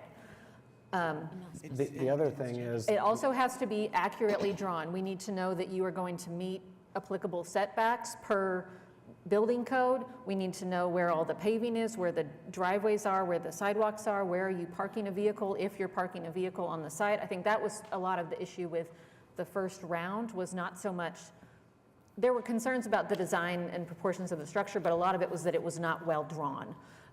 There were doors floating in the air and things on the site plan that were unclear, but you were kind of on a path towards something that was approximating the form of the historic garage. We've gone way far away from the historic structure that was there.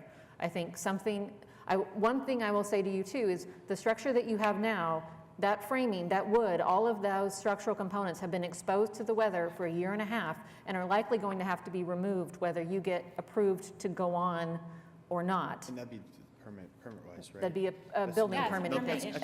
That's another governing body. I just wanted to get past the point where historic says it's appropriate. We did adhere to every single guideline. It is the exact same form as the size. I simply don't understand. We're changing. In person and email We're is changing. changed. We're being asked to make it look more like a garage, but that's not what was this. I'm being told to make it historic. Guys, Okay. we are moving on to item number 4. I've been here 6 times. I've been We- here 6 times. We very much appreciate your comments. We very much appreciate the dialogue back and What to forth. do? There has been a motion. The motion has been voted on. There is an appeals process. I suggest you go that route. We've been here 6 We are going to times. move on to item number 4. Thank you. We appreciate your time. Item number 4, To come back HPCA next month? 230. I have to wait a year? I'm so sorry, but do I have to wait a year? I don't understand what this means. So What do I have to wait denial for? with prejudice means you cannot resubmit this application for a year. If you come back with a different application with different information, documentation, plans, drawings, then that can be resubmitted at any time. We just can't take a carbon copy of what we have before us today and reconsider it. Thank you for your time. Thank you. Thank you. Okay. Excuse me. We will move on to item number 4, HPCA 2300157 at 225 Northwest 27th Street. This is Jefferson Park Ward 2, consideration and possible action on application by Sina Redden, My Roof Solar for Maria Claravel for certificate of appropriateness to 1, install solar panels and related mechanical equipment. Elective, the commission saw this once before. The applicant has revised their proposed design to move the solar panels as far out of the line of sight as is possible.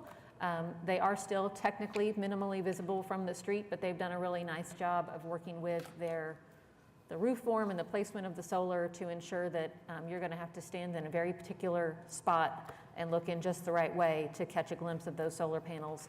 Staff has recommended approval of this with unique circumstances. Excellent. Can you please state your name and address for the record, please? Jennifer Meyer. Thank you. Personally, I've looked at this application. I really like it. I'm a big fan of solar panels. I love the fact that the applicant has made every single effort to move the panels to a place where they are, as Katie mentioned, very, very minimally visible from the street. I think there's certainly unique circumstances on this particular property. I would be in favor of an approval. I Yeah. agree. It's a pretty low sloped roof anyway. And, you know, we're working with updated guidelines right now to include language that allows very minimally visible solar panels anyway. You know, they've come back and taken into consideration things we said before, so I'm in favor of approving it as well. Do we have any citizens that wish to be heard on this particular project? Do we have other questions from commissioners? Want to make a motion? I'd love a motion. I move approval HPCA-23-00157 with specific findings and unique circumstance as listed in the staff report.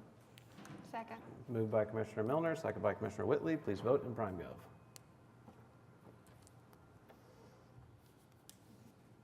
Okay, that was passed unanimously. Congratulations. That was All right. Moving on to item number 5, HPCA 2300165 at 2208 Northwest 28th Street. This is Jefferson Park, but this is actually Shepherd, sorry. This is Shepherd, Ward 2, consideration and possible action on application by Bauden Properties, Inc. for a certificate of appropriateness to 1, replace windows required, 2, replace garage doors, elective, 4, remove walls on existing porch addition in rear yard and replace with cedar posts, elective, 5, remove awnings required, and 6, remove shutters required. So as you can tell, there's some items that have already been either initiated or completed. There are some other items that are just proposed at this time. Staff has recommended approval of the removal of the walls that were enclosing the historic porch and removal of the awnings. We can administratively approve reinstallation of awnings if at some point in time someone wanted to put those back.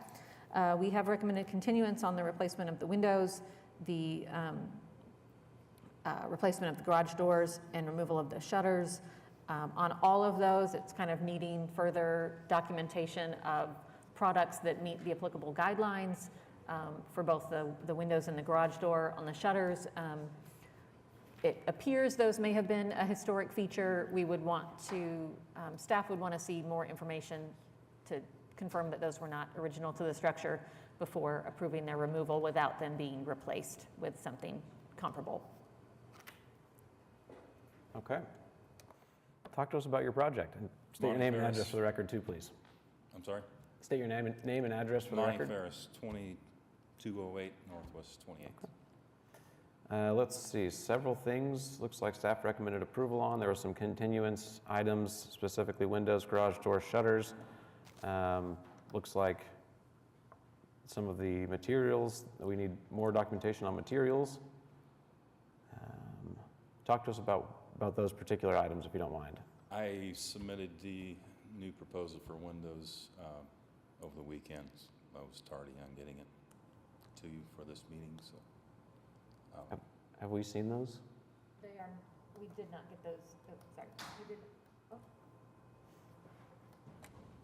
We Did did not not get those in get that time? in time to get into your packet or to really be fully evaluated by staff. Okay, so we'll probably need a continuance on those items regardless, so that we can get time, or do you think that's something we could visit about today and If they meet work through? standards, like, can they Yeah, be I mean, staff if the approved? applicant, if you want to briefly describe what that additional window documentation was. It was a wood-clad window that was required, I believe. I'm not familiar with this process, but we're doing what we can do.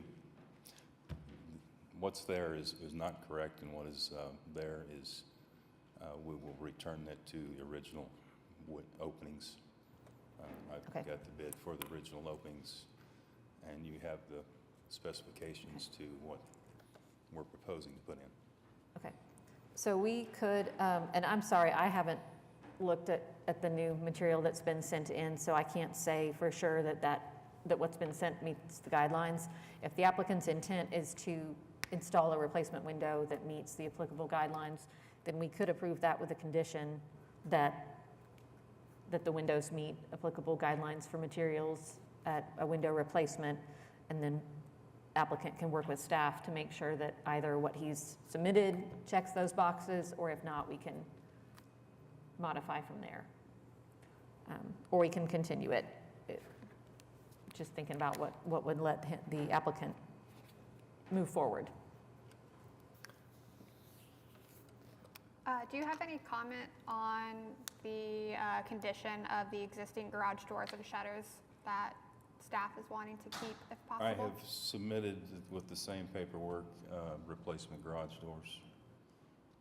So what staff wants to see is that they want to see proof that the existing garage doors are deteriorated beyond repair, because we always try to fix or keep anything that was original or historic. So I was just going to ask if you had sent in anything more that showed that, yes, these are rotted, we can't replace them, or anything of that matter. I've submitted pictures of the windows. And the garage door? I'm sorry, garage doors. I mean, looking at the garage doors, they look, like they're in pretty bad disrepair. They look pretty rough. I would be in favor of an approval on the garage if it's. I guess we don't have the materials for the new garage door yet to review. Okay. Would that be administratively approved? So replacing garage doors with a door that meets the guidelines can be administratively approved, as wouldn't even require commission review in the first place. So yeah, that could be something that is approved with condition that the appropriate materials are submitted to staff. And that would be the same with the shutters? Yes, if you all feel like the shutters need to be put back on. Shutters are kind of, sometimes we have shutters that are not historic, that we're just stuck on at some point. On this style of house in this neighborhood, it's a little more common that we do see historic shutters that were part of the original design. I will say from, I guess, the commission standpoint, I'm not dead set on having shutters put back on the house either, too. So I could also support an approval for, I'm assuming you're wanting to go away from shutters completely, correct? Yeah. So I guess I'm wondering if we could get to an approval on removing the walls and modifying the awning, the garage door, and shutters with, the windows to be administratively approved as long as they fit the guidelines. Yeah, windows and garage door. Yeah. Yeah. We like it. Do we have any citizens that wish to speak on this particular project? Okay. Well, Do we need a motion? I'd love a motion. Question, please. Yes, sir. On the removal of the wall, is that as proposed, or is it? Yeah. Okay. Yeah. New at this game. I move approval of HPCA -00165. I'm sorry, am I, yeah. Yep. Okay. Items 4 and 5 with specific findings as listed in the staff report. And then I hope I'm hearing this right, items 1 and 2 with specific findings in the staff report, however, that the appropriate documentation has been submitted. Will be submitted? Will be submitted. Yeah, with condition Okay. that, With the condition that the appropriate documentation will be submitted. And are we approving removal of the shutters? And item 6, removal of the shutters.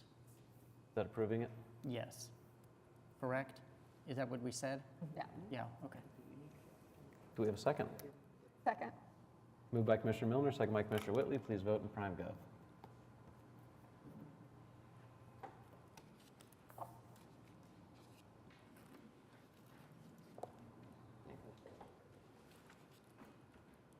Okay, that item passes unanimously. Thank you. Okay, moving right along to item number 6, HPCA 24-00003 at 1417 Northwest 35th Street. This is Putnam Heights Ward 2, consideration of possible action on application by Fallon Brooks Magnus, Jolly Bird Design for Michael and Emily Fagan for a certificate of appropriateness to 2, construct 2-story addition elective and 3, construct 1.5-story garage elective. The commission saw this one previously. Some modifications have been made to the proposal, most notably the removal of the connection between the addition and the garage.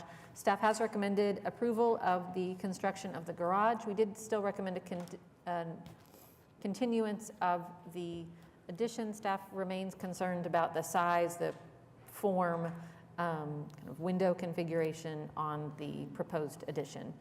It is in the backyard. It is sort of mid-block, except it's by a parking lot, but still just looking at compatibility with the historic structure. Perfect, thank you. Hello. Name and address for the record? Yes, Fallon Brooks Magnus, 733 Northwest 22nd Street, representing the applicant. Okay, well, I am also supportive of staff's recommendation to approve the construction of the garage. I think we need to talk about potentially the size and some of the additional information that might be needed on the addition. Yeah, as far as additional information goes, it's really just materials. It's, you know, submitting products and, you know, I'm riding the struggle bus. I actually really one-woman show. appreciated your comment last time when you said the reason we don't have all the materials all the time is because that changes from the customer's perspective. I thought that was a great response. So we haven't submitted them all, so. As far as the massing of the structure, I talked about this last month. The reasoning for the elongated addition was to minimize the impact that it has on the historic structure. So the narrower that addition is, the less of the existing home we are tearing apart to add on to it. So in reality, from this image here, we're gonna lose those 2 windows there that are by that back door. And that's really all we're gonna lose in terms of historic windows or anything like that. That narrowness of that presented a design constraint for us. So in order to fit... Excuse me. Done? Just kidding. In order to fit everything in there, it got a little longer. And then, you know, the second floor is under the roof line, and so that increases the square footage of the second floor a little bit. And so what we walked away with last month was, you know, commission had said that they were okay with the massing, but staff wanted some changes to some windows and various other things. So we made those changes. We still haven't provided the materials list, but it's a pretty standard submission. So that's where we're at. The I guess, pivot to a more narrower design based off some of the comments from last time. I do recall us saying this is a really, really big lot, and so the setback that it is oversized didn't feel like that was as big of an issue as it generally is potentially for the commission.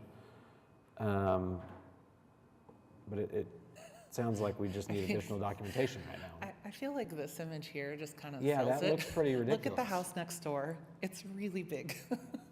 Yeah, it's like they forgot the second half of this house in comparison to the one next to it. Yeah. And so in terms of area, footprint, all of that, we're pretty comparable with every other house on the street. We're not exceeding. And I think we also decided that it is very minimally visible. Is that right, too? Yeah, and that's the other reason to make it the way that we did, was to make it minimally visible. So you have to go, you know, off of 35th all the way across the other side of Classen to really be able to see it. But your eye isn't going to be drawn to that. It's going to be drawn to the mural on the wall, the giant, that building right next to it. Like it's got a lot of other sort of visual things happening in that area. And there is a note here that says, are we intending no changes to the front elevation of the house? No changes to the front elevation. The only thing that remains on the front elevation was the storm door. Okay. I've, again, not provided that, but So I we feel like had- that's another thing that's administratively approvable, probably. So. We have here I can show it you, and this may have been something that was intended to be the side door on the addition, because that appears to have a similar awning. This is in the resubmittal and said proposed front elevation, and we had talked about. Oh, that's a mistake. Okay, That's a that's where we mistake, were yes. unclear. Okay, I because see what you're saying. We, Oh, I you see that. withdrew the porch Yeah. roof. This is the awning over the door on the side, because we got rid of the walkway, Yes. is really Okay, to so shield that's just that door. mislabeled at the bottom, so we just need Yes, to I'm clarify so that sorry, that's for Katie, the yeah. addition. That's okay, we just, One that woman wasn't show. what I was expecting to see. Yeah, no intention to do anything to the front now. We removed that. Okay. I'm gonna be honest, the length or proportions of the addition doesn't bother me too much, especially when you take into consideration the house next door, and then on the other side, you have commercial, which could that maybe be like a unique circumstance? I mean, because it's not a typical, But surrounded on all sides by, I mean, I think that the minimal visibility of the addition is always a factor that we incorporate when we talk about size of an addition or a garage or whatever. I mean, and if it still meets the lot coverage, you know, and you're doing minimal, you're trying to keep minimal work to the existing building as is, which I appreciate. So personally, I would be fine as it is, but. Because it feels like if you're standing on the street looking at this house, I'm not going to see the addition. Right. no, not with, Be far to the side or. Not unless you're really Maybe. looking for it. I mean, it is visible from across Classen. It will be. But like, if you're going 40 miles an hour down Classen, or if I'm driving 50, there's, you know, That's on you the catch a record. glimpse of it, that's about all you're going to see. But if you're driving down 35th, you're not going to see it. You know, if you're, sorry. It's a boulevard there too, and I think that Yeah. the definition of, or the rules say across the street. So if you are standing in the yard of the house across the street, there's no possible way you see it. Sure. Not visible at all. Do we have any citizens that wish to be heard on this particular project? Concerned citizen. Not a citizen. Well, so I wanted to make a note. I did not make it into the staff report, but I believe, Fallon, correct me if I'm wrong, she had mentioned that since they are demolishing the garage, it has the stone veneer, and the stone veneer that they're taking off for the proposed addition, that they said that they were willing to reuse that in the addition. I like that. I just wanted the commission Yes. to be aware of that, if that was something that they wanted. And it's not on the elevations here, but I can certainly put it on the elevations if staff wants to approve it. But yeah, so we're willing to do that. There's enough stone being removed. Cool, I like that. Sir, did you wish to speak? Sure. Come on up. Name and address for the record, please. Ken Chancellor, 3703 North McKinley Avenue. I live in Putnam Heights, just around the block from there. This is a good proposal. The house that's next door is a replacement property that was built prior to 1972 when we got the HP Preservation District, and there was a house fire or something there that burned in '69, something like that, and it's not historic. It's just there. So I would suggest that you approve this. Thank you. Thank you. Okay. Do we have a motion? I'll motion approval of HPCA-24-0003. Item 1, with specific findings, and do we still need that condition in there? Are there, Let me see. I think it's item 3. It's items 2 and 3. am I on the wrong, no? Oh, I just was reading the item 3, I'm sorry. Yeah, item 3 with specific findings, but there is a condition underneath that one. The documentation of all exterior materials be submitted. Do you still need that? Okay. Yep. Yes. Am I doing that one alone, or? You can do it all together if you want to. Okay, and I'm going to add as approval in there, item 2 with specific findings as noted in the staff report. Do you want a condition on that one? Because do you still need additional documentation for materials? I think a condition, and then the additional condition that the stone can be reused. Okay. And I What might add Katie unique said. circumstances that it's not visible from the street. And unique circumstances that's not visible from the street. And those conditions were that additional documentation is needed with materials and that you'll be using, I've missed Stone and materials stone from and the garage. materials from the garage, okay. That was- Thank you. Okay, moved by Commissioner Milner, second by Commissioner Gaines. Please vote in Prime Gov.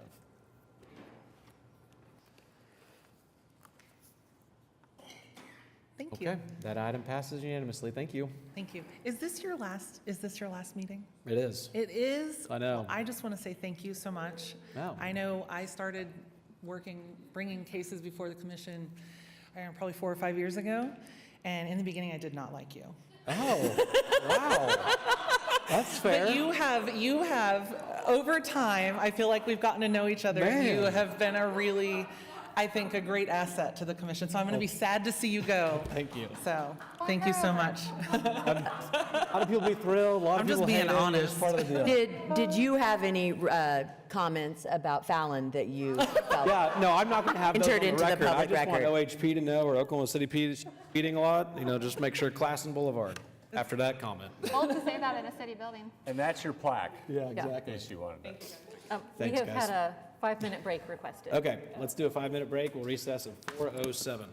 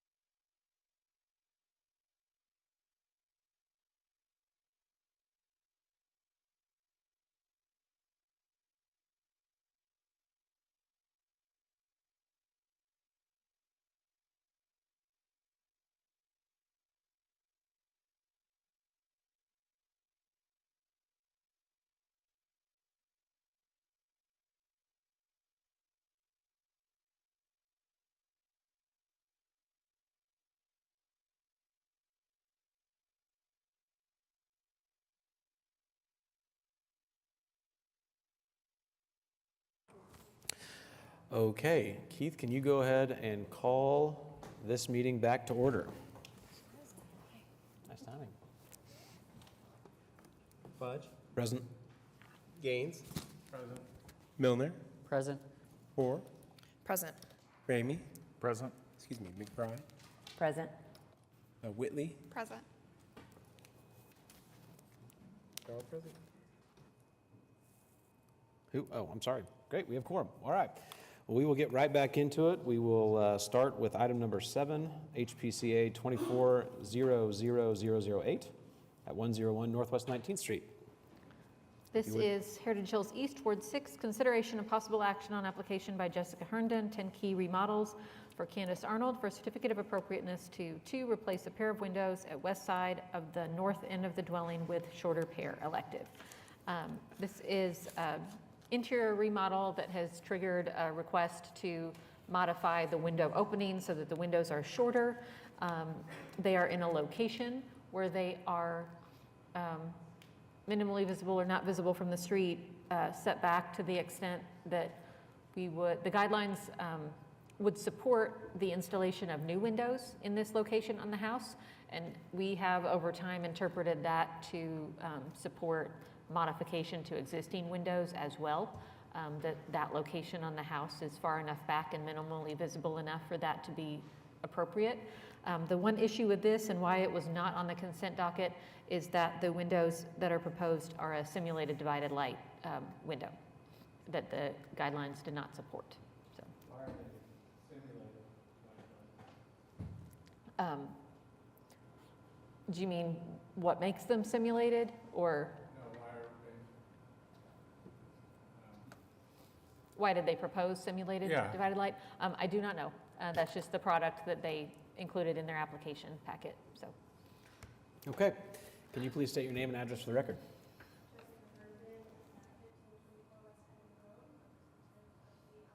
Excellent, thank you. So I'm pretty sure you heard all of the discussion around windows and making sure that those are dialed in and above board and perfect. These ones are not quite there. I think we need windows that are there. I would be in favor of a continuance unless you have some windows that you're ready to show us today and say these are going in.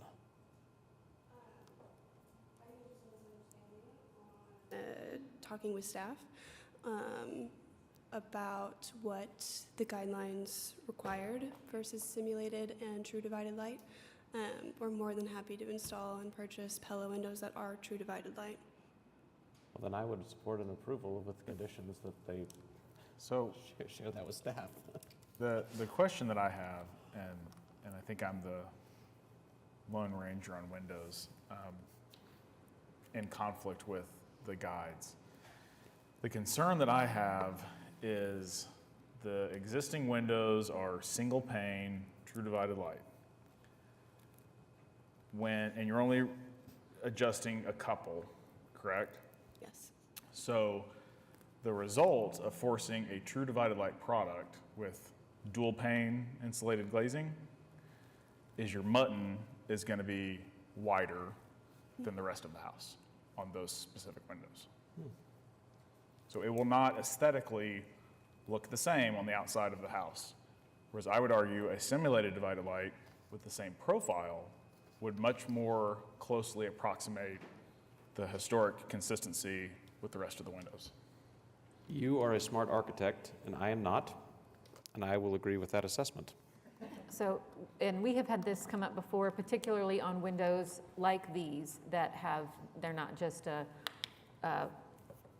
4/1 or 6/1. They're, lots of, that's a 9 light windows. So when you have that many muntins and that many panes of glass, that glass portion is going to get really small when you have a thicker true divided light muntin. We have had people come in with a comparison of here's the existing historic muntin dimensions, here's what I can get to with a true divided light muntin, here's what I can get with a simulated divided light, and in some cases we've approved the simulated because it was going to, as David said, be more aesthetically in keeping with the character of the historic windows than a true divided light. So that's certainly something that the commission could consider. either just on the basis of this conversation, or you could, if you felt like you needed further proof of that to go in the record, we could ask the applicant to provide that comparison. Either way, staff is comfortable with any and all of those options, so whatever you all feel good with. Do we have any citizens that wish to be heard on this particular project? Okay, great. I mean, the other option would be to go back, and I don't even know if they make them anymore, a single pane, true divided light. I think that would be the ideal, because I don't know that you're really gaining energy efficiency of 2 windows, but. Do you have a preference, or does it matter? I don't believe we have a preference. My understanding is that our goal is to replicate in kind as close as possible while getting a not damaged and beyond repair product. Out of curiosity, and this has no bearing on the approval, but what's the room that it's adjacent to? Like what interior room will it serve? A kitchen. Well, it's above washer and dryer. That would be in a kitchen. So that's why we're raising it. Mm-hmm. Yeah.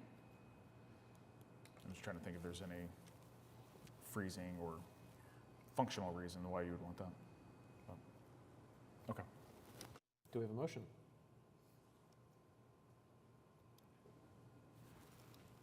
He's working on it. Commissioner Remy? Would staff want the final window submitted for approval? Okay. I will make a motion. I make a motion to approve HPCA 24-00008 with the specific findings as stated in the staff report, with the additional condition that the final product be submitted to staff for their approval, and that the commission would be in support of either a simulated divided light or a dual pane simulated divided light or a single pane true divided light that the muttons approximate the existing historic muttons. What a great motion. Do we have a second? I'll second. Why wouldn't you want to second that one? Moved by Commissioner Remy, second by Commissioner Whitley. Please vote in prime code. You're just giving options. Okay, that is approved with conditions and passed unanimously. Thank you. Thank you. Moving on to item number 8, HPCA 24-00011 at 1815 North Hudson Avenue. This is in Heritage Hills, Ward 6, consideration and possible action on application by Jared Weingartner for a certificate of appropriateness to 1 Construct Pergola elective. This is a pergola at a corner lot, and it is in the street side corner of the yard. So the concerns with this were that based on the height proposed for the pergola and the height of the existing brick fence wall that you see there, a good portion of the top of the pergola would be visible above and beyond that fence. In addition, the applicant has proposed to put an acrylic panel material over the roof of the pergola that appears to be visible, and guidelines generally don't support that type of a product on the roof of a pergola. We did recommend approval with condition that the height be reduced and that the acrylic be eliminated from the proposal. Hi there.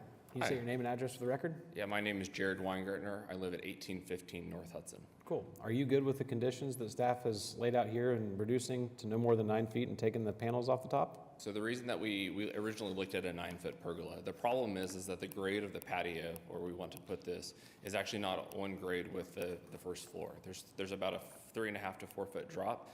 And so whenever you put a 9-foot pergola, it actually, if you see where we have the covered patio right there, it puts the pergola eye line like right across that door, which I feel like would be really, a little awkward looking it blocks out. the view. I mean, Yeah. it just, and so, you know, after looking at it, I thought I'd submitted photos too that showed like a tape measure that we showed the two heights, and it's really, there's actually a lot of slope on the yard going to it. So from the street or from the adjacent across the street, it's not as visible as it appears from like this specific angle. I mean, you can see that it's a pretty tall wall. As for the acrylic panels, I mean, we really want covered patio. That's the whole goal of this. We love to eat outside. We love to be outside. It rains, we can't use our furniture for 3 days while it dries.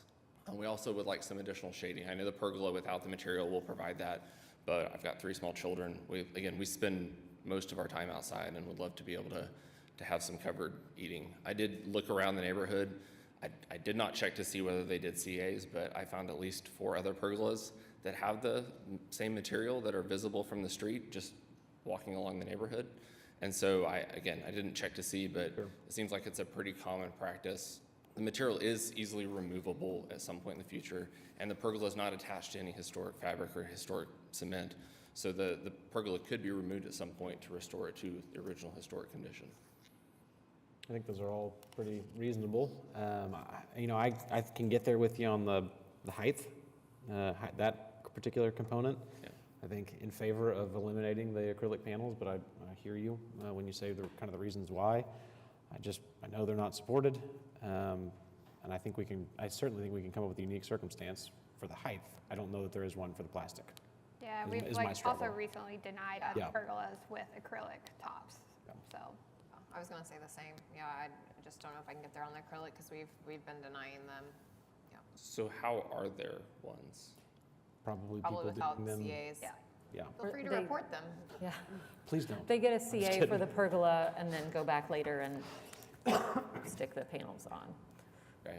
Not And that we're suggesting to do that. I guess my next question would be, how do I get actual covered outside patio then? So the guidelines allow for all sorts of accessory landscape features, structures, and you could propose something that is just an open-sided roofed structure with an appropriate roof material. Would that have to be tile roof to match the? No, it wouldn't have to match your house. It wouldn't have to be a tile roof. And it could be a flat roof, Okay. just not a Could we pergola with a Even plastic like roof on if top. the acrylic's not visible, is that?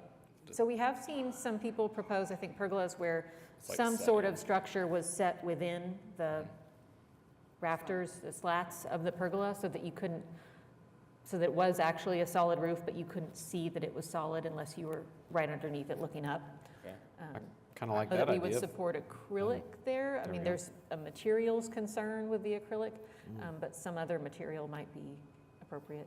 I would make sure to think through if you're trying to, like, just debris litter and stuff and how you would keep that clean if you're Yeah, trying to that's- hide it in between panels and, yeah. I mean, maybe a solid roof would be a better, I don't know. Yeah, I think that's a tricky detail. You're gonna get wood rot potentially.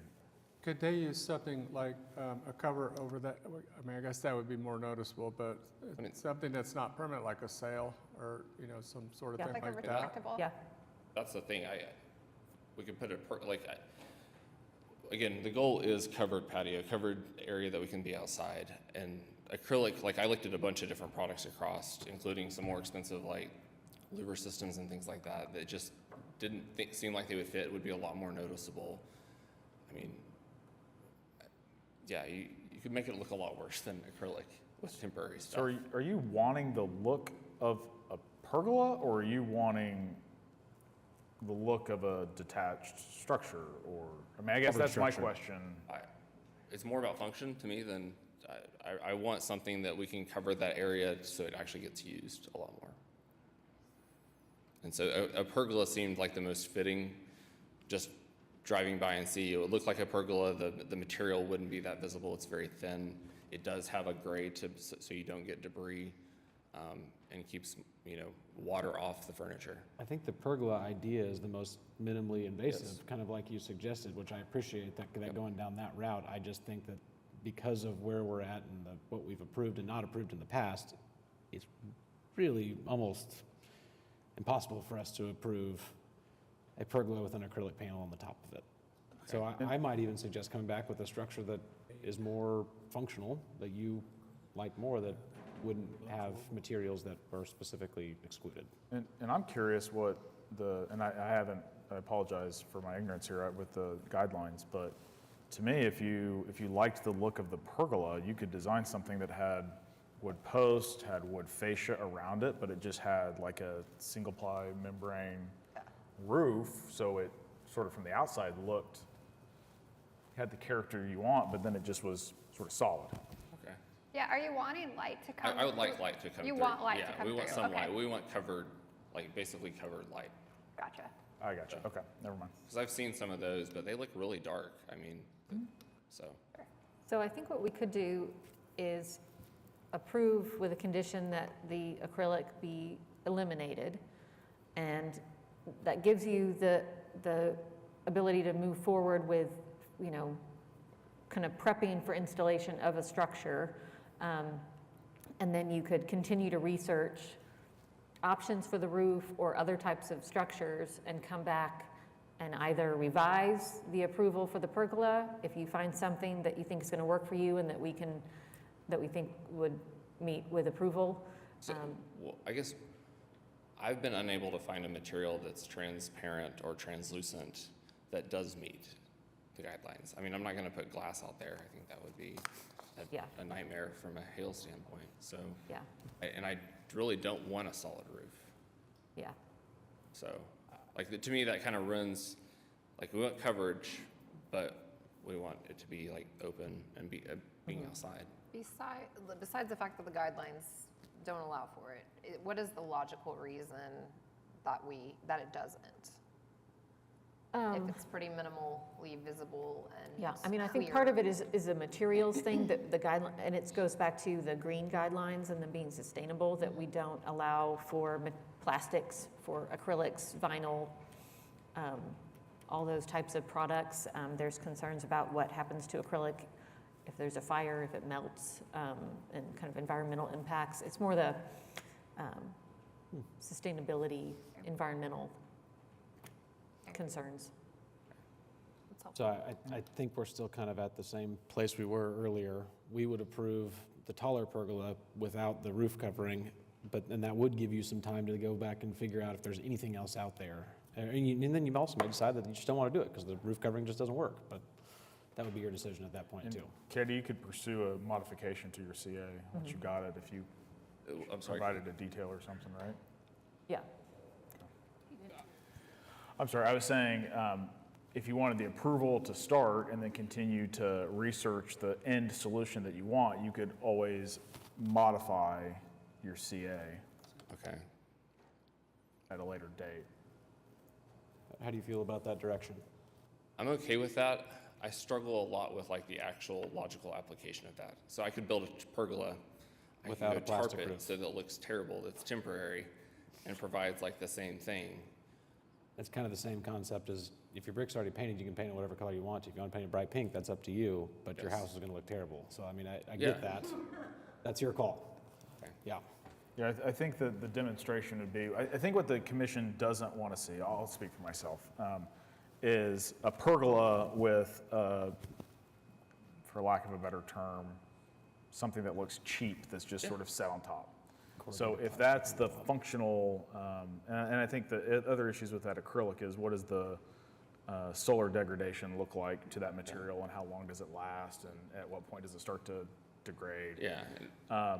All things that you would research on that Yep. material selection. We did. I think from the commission standpoint, if there's a way to conceal it where it doesn't look like we just slapped, and I'm thinking of the old like fiberglass translucent panels, I think that's what we're trying to avoid aesthetically. So if there's a way to detail it where it's sort of like if your edge boards are taller and it sort of sits into the structure instead of So if extending if past. we did edge boards that inset and hid that, would that be appropriate if it was designed such that debris and water could go off? I mean, that's always a concern. I mean, I guess that's a question for the commission. To me, that makes it more Yeah, appealing. I don't want than- it to look cheap. I mean, Sure. we spent a lot of money here to not have it look cheap. So I personally think the challenge we're going to have is precedence. Because there's been so many people that we've said, no, you can't do this with, and we haven't helped them come up with this creative design. Yes. And I just, say that again? Yeah. Staff has told people this kind of thing, that, yeah. Okay. So are you guys comfortable with this direction? Yeah. A concerned citizen that wishes to Just speak. really quickly, as part of the. State your name and address for the record. Holly Hunt, Sam Gresham Architects, 400 Northwest 23rd. It's just, as I've been hearing this, I understand exactly what you want.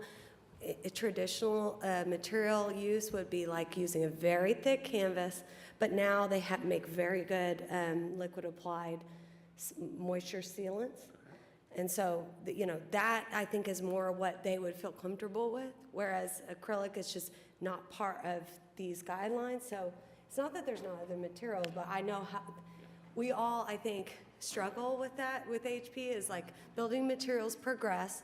We all want the best for longevity, but they are still beholden to these. So as an option, canvas that's sealed. I'm a chemical engineer by degree. Well, there so you I go. would- He knows I would better actually- than me. I would say that in terms of like a chemical sealant, those are artificial chemicals too. Those are made from petrochemicals applied to fabric. Longevity is not going to be any different. In fact, it's probably going to be less. You're talking about a thinner application, it's going to have less structure. It had to be a liquid to be applied to the canvas. I'm happy to do that if that's what would, but when I actually apply logic to the situation, like that's where I struggle with that. So, I mean, I would be completely happy if we could just raise the edge board to conceal the visibility of it. Again, I don't want it to look cheap. If it starts looking bad, we will replace it. I mean, that's, I just think if staff is happy with, you come back with a different detail around the edge and we can't see it and they're fine with it, I'm cool to approve with Yeah, that condition. I think staff's okay with that, if you all are good Could with we that. conditionally approve that? Yep, I think staff, Excellent. and if for some reason we can't get on the same page on that detail, we can bring it back to you guys, but I think that's fine. okay. So what's that, so what are we saying? That the applicant would bring the designs back to staff and have them approve the look and feel of what it's going to be going forward. Okay, so we want to move approval. With conditions. With And- conditions that the acrylic is hidden within the structure. Let of me the just try pergola. this. Yep. I move approval of Does it- HP, sorry. Does it matter that, visually, you'd be able to see it from other structures? That's my only concern. Because you're on Hudson. Yes. Yeah, I think the benefit and what you probably want to demonstrate is with a pergola, with sliding and the depth of your sliding, if it's on top and you can't, if you're protecting the sight line from the outside, which is what the edge board does, and then the patterning and the directionality, which you're going to want to consider your solar angles, obviously. Yep. But also that if they're running parallel to the street, then you don't have the visibility with the brick wall Yes. to see through, to see it at all from the public right of way. I think that's the home run to me. Okay. Yeah, That makes sense? Yeah, I wouldn't think you'd see it from the street. I think you could find a way to conceal that. It's just on the precedent, if your neighbors can see it from their upstairs. I don't remember. But that's air rights, right? What's Like, that? That whole air rights thing, you can build a pool in your backyard, and if it's not seen from the street, it's fine, but neighbors can't be mad about it if they see it from their second floor window, kind of a thing. Well, except for we're making an exception to approve something that's not normally approved that we've denied Yeah. before. But I think our purviews on what it does to the character from the public right of way would be my opinion. I just wanted to bring that up. Unless you had a neighbor that concern. was super mad about it, then. I was trying to remember who's on that side of Hudson, on your other side. So directly behind me, do you have the aerial view? They're way back. Nobody here to protest. Yeah, we have like a 2.5 lot house, so Yeah. it'd be there, Philip, which I know him really well. If he had an issue, he would come talk to me. And then across the street, I don't know that you would. You wouldn't be able to see it from over there. Okay. No, Philip would be able to see it because he's got a second-story house and has windows that face my backyard, but. Let's see, do we have any other citizens that wish to be heard on this particular project? Sorry. It's all right. Let's hear a motion. I move approval of HPCA-24-00011, item 1, with specific findings as listed in the staff report. We're going to have a unique circumstance on the height, correct? Yes. To go above that 9 feet. And then am I dropping condition 1? Yes. The acrylic panels be eliminated? What detail Or is- modifying that to The condition that the that- acrylic be concealed with details submitted to staff. Okay. Second. Okay. And- Yeah, I'm sorry, as what Katie said, yeah. I think I was just unclear because I thought we were just leaving it open that a modification can come back to staff in case there was anything else. Is it specific on that acrylic? Your motion?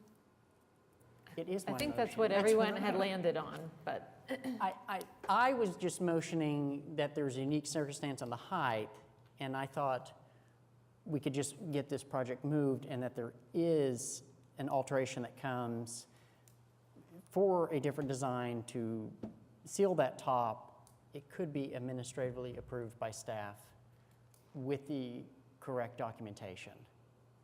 yes. I'm I not think- exactly saying what the applicant's going to do, because he might turn around tomorrow and have an aha moment and go, oh, I need to do this.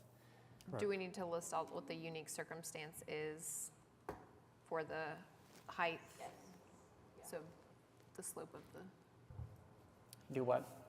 can you specify what the unique circumstance is, perhaps what because of the slope I'm of sorry, the? yeah, the unique circumstance on, it has to do with The location. of the door. location.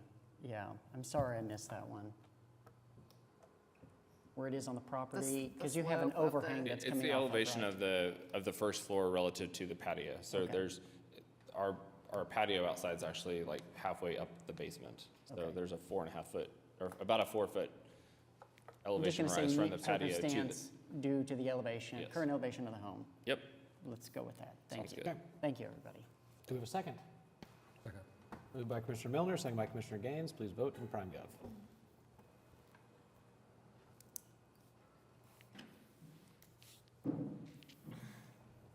Okay, that motion passes unanimously. Thank you. All right, moving on to item number 9, HPCA 24-00013 at 1528 Northwest 36th Street.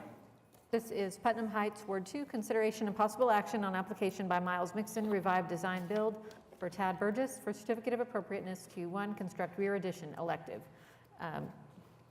Staff had no concerns with the addition itself. The only condition on the staff report had to do with just some materials that needed to be more fully documented, but the addition is compatible with the historic structure. It's within the guidelines for size, height, materials, et cetera, to the extent that materials have been defined, I guess I should say, but we don't have particular concerns about those based on what we have available to us.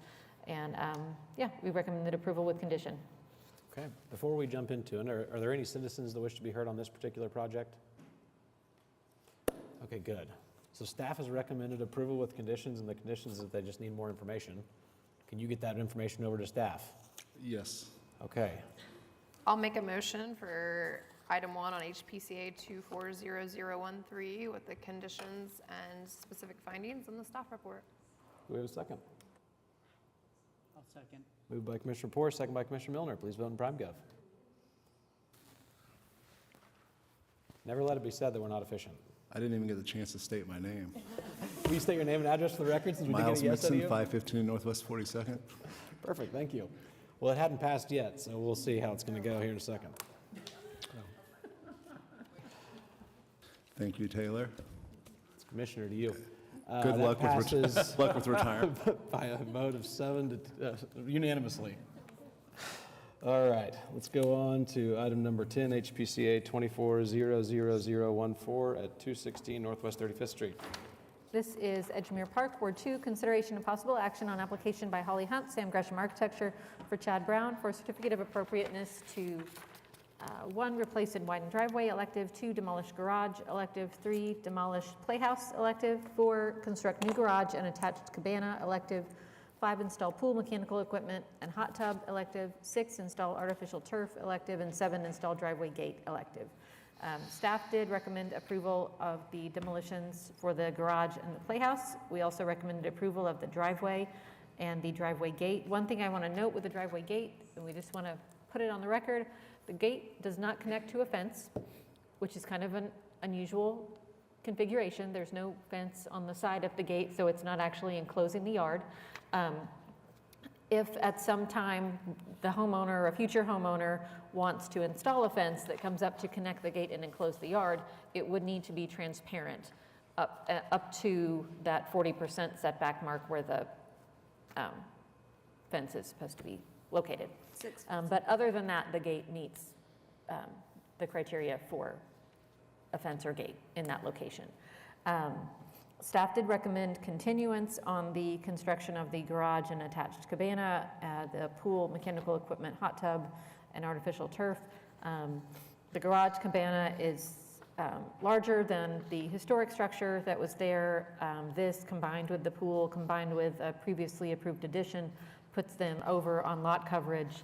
So just concerns from staff about basically size of structure, size of other features being added to the site, and lot coverage issues. How much over? I don't know that right at this moment. Do you happen to know that? We've got it, it should be in the staff report. How much over are you on lot coverage? 13%. 13%. And we're going to address that most of the day. Actually, if I may, or is it my turn? I'm sorry. Yeah, If you that was state- all- If that you was all state I your had. name and address for the record. Hello, everyone. Well, I am thrilled with items 1, 2, 3, You and didn't 7. say your name and address Oh, for the I'm sorry, record. I did earlier. Do I have to again? Yeah, you got to do it again. Holly Every time you come up Hunt, here. Sam Gresham Architects, Northwest, or 400 Northwest 23rd Street. Hello again, everyone. Thank you, commissioners. For brevity's sake, I have a plan. I'm thrilled with 1, 2, and 3, and 7. Recommended approval items from staff. We are willing to work with those condition items, each and every one with staff. So if it's okay with you all, since we've had a long day, we're going to get to the continuance items, and beginning with coverage. Okay. So you all know me. I do not bring you all something I don't think is approvable within the guidelines. Okay. To that point, this site coverage has nothing to do with HP guidelines. I want to make that extremely clear. And only in the last 2 years, I've been doing this since 2015 here, but I used to do historic preservation projects in Norman right after college for many years. And I will tell you, this has only really come up in the last 2 years, this site coverage. And they use it as, they say the words recommended and reference, but then here in most of these specific findings, that's the only thing that we can talk about on most of these items. Okay, there is no coverage rule in the HP guidelines, and there's a good reason. You know, the R1 zoning ordinance was established when most of these properties were already half a century old. Okay, they have nothing to do with this type of development. Okay, I want that to be incredibly clear, because staff, I think, references green space. The guidelines reference green space, and that is very important. But that most of the time, I believe, is about the streetscape, about the setbacks, about the front facades, and maintaining that historic corridor. Okay, that is sacred. I would never come in here with a proposal to change the front of a house. It's just, I know that that is not what we're here to do. So I feel like the guidelines in and of themselves, like, leave that back of the house, hidden from that streetscape, as the only real freedom for modern development, okay, for these homeowners. And it's important that we make it allowable for homeowners that maybe have a pool or maybe have a little extra in the backyard, as long as they're meeting the criteria, the guidelines that are set out in black and white, because that's what matters, right? But these are those gray areas where I think it was intended that way, so that we could make these properties, you know, very pleasing for many, many generations. You know, again, coverage, it wasn't included in the HP guidelines, which is the only zoning ordinance you need to think about for these properties, because it did not fit. If anything, I mentioned Norman. So Norman HP districts do have a coverage barrier, and that's 65%. And a lot of that, the only reason that exists is because they have a very low floodplain, and drainage, stormwater drainage is a horrible issue there.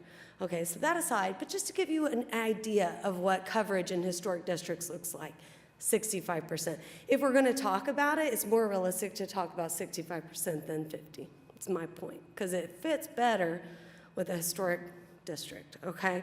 So that being said, I The garage and cabana, yes, I understand the garage is a little bigger than that 750, but the whole point I really want to make here is from the historic street view, we have a single-story garage. That's what the streetscape view is. The whole cabana isn't even visible. And again, I think that's why there's these gray areas in the guidelines, just to allow for some manipulation to the historic flow without disrupting that historic corridor.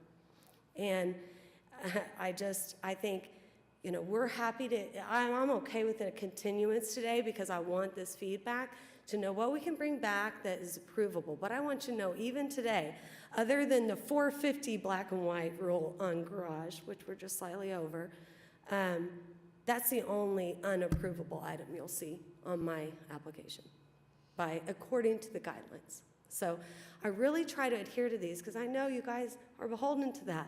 I'm not trying to ask you to do flip-flops or sit here and tell you ought to care about Oklahoma City development. No one cares more than us. Any But- comments from staff Go, please. Yeah, you've heard it. Thanks. on her? I'm looking, because we do specifically address, we don't have a percentage for lot coverage, but we do have language in the guidelines that says, do not and I'm not finding it, of course, I'm scrolling, but it says, essentially, do not substantially alter the built to open space ratio, which includes structures as well as paved surfaces, driveways, sidewalks, patios, et cetera. I mean, I would say historically, no okay, home it's- meets this 50% coverage that we're suddenly adhering to. And that is, I mean, we are looking at, we're looking at when we look at a historic property that has not had a lot of additions to it, what's the Sure. lot coverage? A lot of times those are well under 50. And then we're using R1 as a basis because that's clearly been established and in place for a long time citywide for neighborhoods that are comparable to HP neighborhoods as far as the development pattern that's been manageable.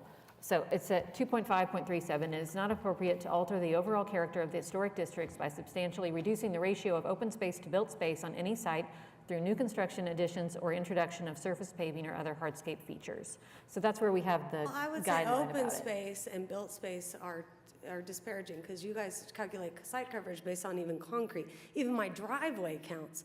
Whereas if we could look at 50% coverage as far as building coverage rather, or have some other way of looking at it, because I feel like it's only normal to have, you know, paving around your home or have a back patio. Maybe that doesn't contribute to the overall open space that we're trying to get at. You know, if it's flat and it's not imposing your neighbor's view, or if you can still provide, like in this proposal, we have a fully permeable surface around the pool. We can plant trees right up to the pool, as long as, I mean, certain types of trees, of course, that won't impede on the foundation. But you know what I mean? Like, open space is different than putting a concrete slab or a piece of gravel on the ground. So I think there's some, to me, that's not a reason to look at a pool in the backyard that no one even is going to see. That's actually very modest. To say no to that just because of some, like, zoning ordinance that has nothing to do with this district. Yeah, and I think it's not a regulation. It's not something where you have to go and get a variance. It is one of many factors that staff looks at and that the commission considers in the cumulative effect of how much are we building out a site. Well, I think I've said what I'm going to say. I'd rather just have some feedback. I'm fine with the continuance. I want to hear, like, what we can do, what y'all's feelings on what the staff's findings are and how we can get approved. I agree with most of what you have presented. And I think there are different commissioners have different stances on this. My stance has always been on the 50% lot coverage, that it is not a requirement, that it does, the intent of it is trying to satisfy two things, in my opinion. One is stormwater management. Yes, of course. So if you are over the 50%, if I were making a case for a proposal that was over the 50%, I would demonstrate what the strategy would be for the modifications and how that would potentially impact the neighbors in the stormwater management. The second is if you're building accessory dwellings or things that are already going to be mitigated by minimums, that you're not building out the massing of the site so that it's visible from the public right away. I would argue, even though by the letter of the law, a swimming pool is coverage, I would argue that that's detention, a detention structure. So It can't detain water if it's filled with water. it's six to 8 inches over the footprint of it will detain water before A it spills over. 20-second rebuttal, of course, with a pool install, you're doing linear drains, and we've already spoken with the homeowner about running all area drains to the street, discharging at the street elevation, which is much lower than our backyard. And the staff report talks about massive excavation. None of that will occur here. We have incredible fall to the street.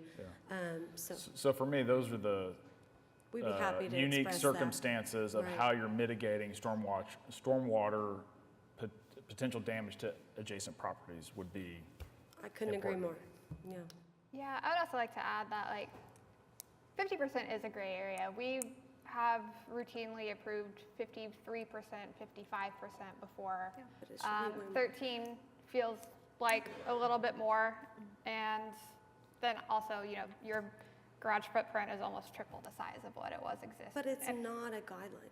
How can you use that as a parameter for your approval when in an appeal it would never hold up because it has no bearing on this district? If the garage met the requirements, then I think I You'd would be be okay with it? comfortable with. Yeah, and I think yeah, it's just that there are multiple things that are so much more over what the guidelines and what we typically go by. I guess that's what I mean. As long as you guys are all willing to throw out this 50% baloney, I think then we can talk about the size and massing and how really where we need to go.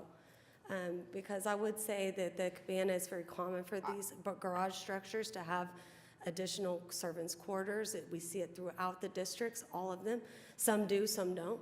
But it's an addition that is a gray area in the guidelines, and I feel like it's the one area where you can expand in the backyard without changing the historic corridor. I think we should discuss maybe the other things, and then we can get to the 50% baloney and see how that's affected. Sure. There's an So an we're just existing- focusing on the site coverage, and there's a couple other things that are probably a little more important, and then we can back into what, is that fair? Please, Commissioner Report, tell me the other factors.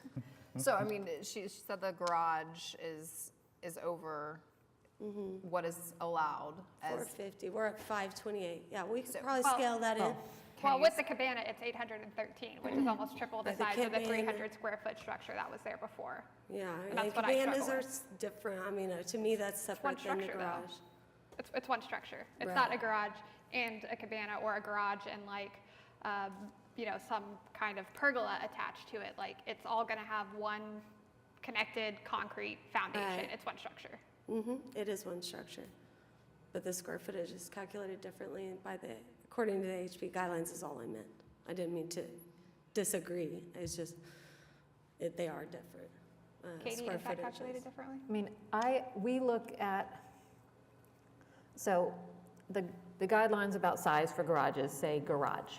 We have had some cases where people came in that had a historic garage with attached quarters or Yeah, we make office allowances or whatever. for that. And we have made allowances to say, okay, you can increase the footprint of the garage portion up to the 450 and still have the quarters at, you know, roughly the same size as what was there historically. We also make allowances for someone to build a garage and another accessory structure, whether that's a shed or, like you said, a pergola, you know, other kind of outdoor space. When I see one connected building, I'm looking at the footprint of that building, and I'm less concerned about whether it's a one-car garage and half of it is an office, or three-car garage, so, I mean, a building is a building, and if the primary function is a garage, I'm going to point to that 450 as that's your baseline for what's allowed. Now prove to me that what you've proposed is still appropriate. Great. So a detached accessory structure is sounding more appealing to the commission rather than an attached appropriately structure? sized garage. I think as long as, 450. I think as long as it all Okay. fits within the sizing requirements and the guidelines, we would take it all and say, yeah, we're gonna look at this and consider it all. But because there's so many different elements that are maybe above the normal size they need to be, and some things that, I think, from ground, some hardscapes, or some lot coverage issues, I know we've talked about all that, but Yeah. it's all contributing together. Well, this is the exact discussion I wanted to have. I mean, Yeah. I expected a continuance on these items. I would love to move forward with an approval today on the items we can. 1, 2, 3, and 7? And then perhaps come back next month with, What date do you want to come back to on? um, What are our dates? Yeah. That is shocking. Wow, we've been making some decisions today. Are there any citizens that wish to be heard on this particular project? It is April 3rd or May 1st. Okay. It's 1, 2, 3, and So 7. when will they have to be in by April 3rd? we can do it next month. Oh, Great. well, sorry. April I 3rd. did- You want the April 3rd? Great. Okay. I am going to make a motion to approve items 1, 2, 3, and 7 of HPCA 24000014 with the specific findings and conditions in the staff report. Second. Moved by Commissioner Poor, second by Commissioner Whitley. Please vote in Prime Gov.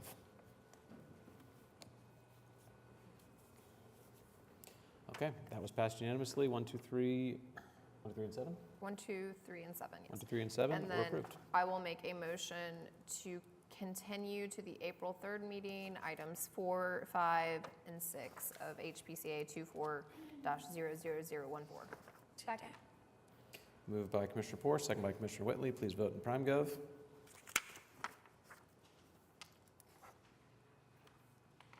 That was also passed unanimously. Those items were continued to the next meeting. See you next Thank you, month. commissioners. Thank you for still having some energy at the end of the meeting. Thanks, Holly.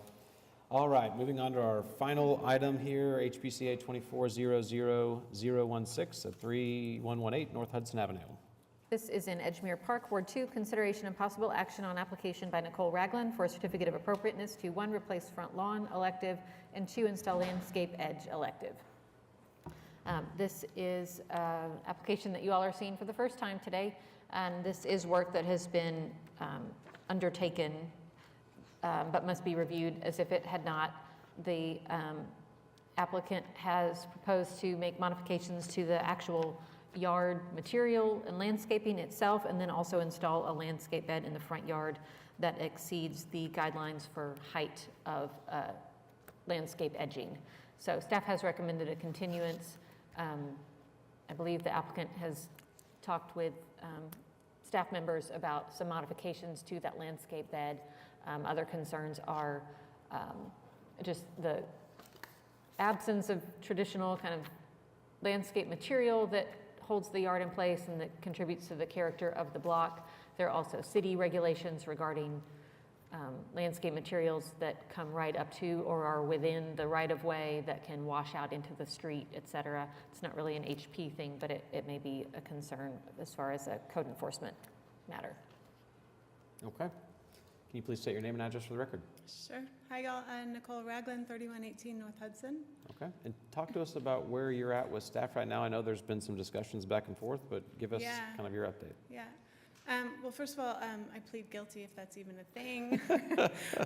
I'm new to the neighborhood and certainly new to HP. So I was given a citation and then spoke with Angela, well aware that this is a giant gray flagstone eyesore. We're not at all, not even a fifth of the way through. The plan is essentially to put in native grasses and drought-tolerant plants, as well as a flagstone pathway with buffalo grass and clover in between the stone. I totally understand, and after we already had built the bed, that at its point now I think is at 24 inches, and as I read, it has to be under 18 inches. So I can actually cut it down to that height. And yeah, so as it is obviously ugly and aesthetic is a very big thing, I totally understand. I'm a photographer and filmmaker, and aesthetic is very important. For the record, I'm also a creative director for the Oklahoma Association of Conservation Districts. And certainly would love approval in this, but also just want to drop a seed, pun intended, to the fact that all of us need to be moving in the direction of drought-tolerant plants, flagstone, if possible. Obviously, that's very expensive. but native grasses. So in terms of climate change, in terms of water retention, building soil health, eradicating completely as much chemical as humanly possible is extremely important. So I just want to share that information. So, yeah. So, Katie, if this were reduced to the requisite height, would this have been administratively approved? I think we might have still brought it because the stone material, and I think you all have talked about that too, is kind of typically we see landscape material that's compatible with the historic structure, landscape edging, and the stone material, the color is a little bit off from what we would expect to see for this style of house. If the height was reduced, that may be less of a concern, and certainly there's going to be landscaping around it that helps with the visibility of that feature. Yeah, and also just want to, like I said, it looks like a giant big gray brick. I chose that color one, it's hard to see in the photos, but there are some cement blocks in the house that are that color. And then, so that's right next door. So those stones are going to be that color stone, which is already similar to the stone that's already established in the front yard, which is kind of an auburn red. If you can see the little one in the corner there, and then the big one next to that upcoming willow will be on the corners. So once that'll soften, the big gray box, as well as native grasses, which will obviously be in the warmer tones. So, like I said, it just stands out as it is. We're not even remotely close in terms of design. It's not my preference of color of stone, but we also allow people, like you said earlier, to paint their house pink if they want to paint it pink, and maybe not everybody. So I feel strange telling somebody the color of stone on a temporary landscaping. I can get there.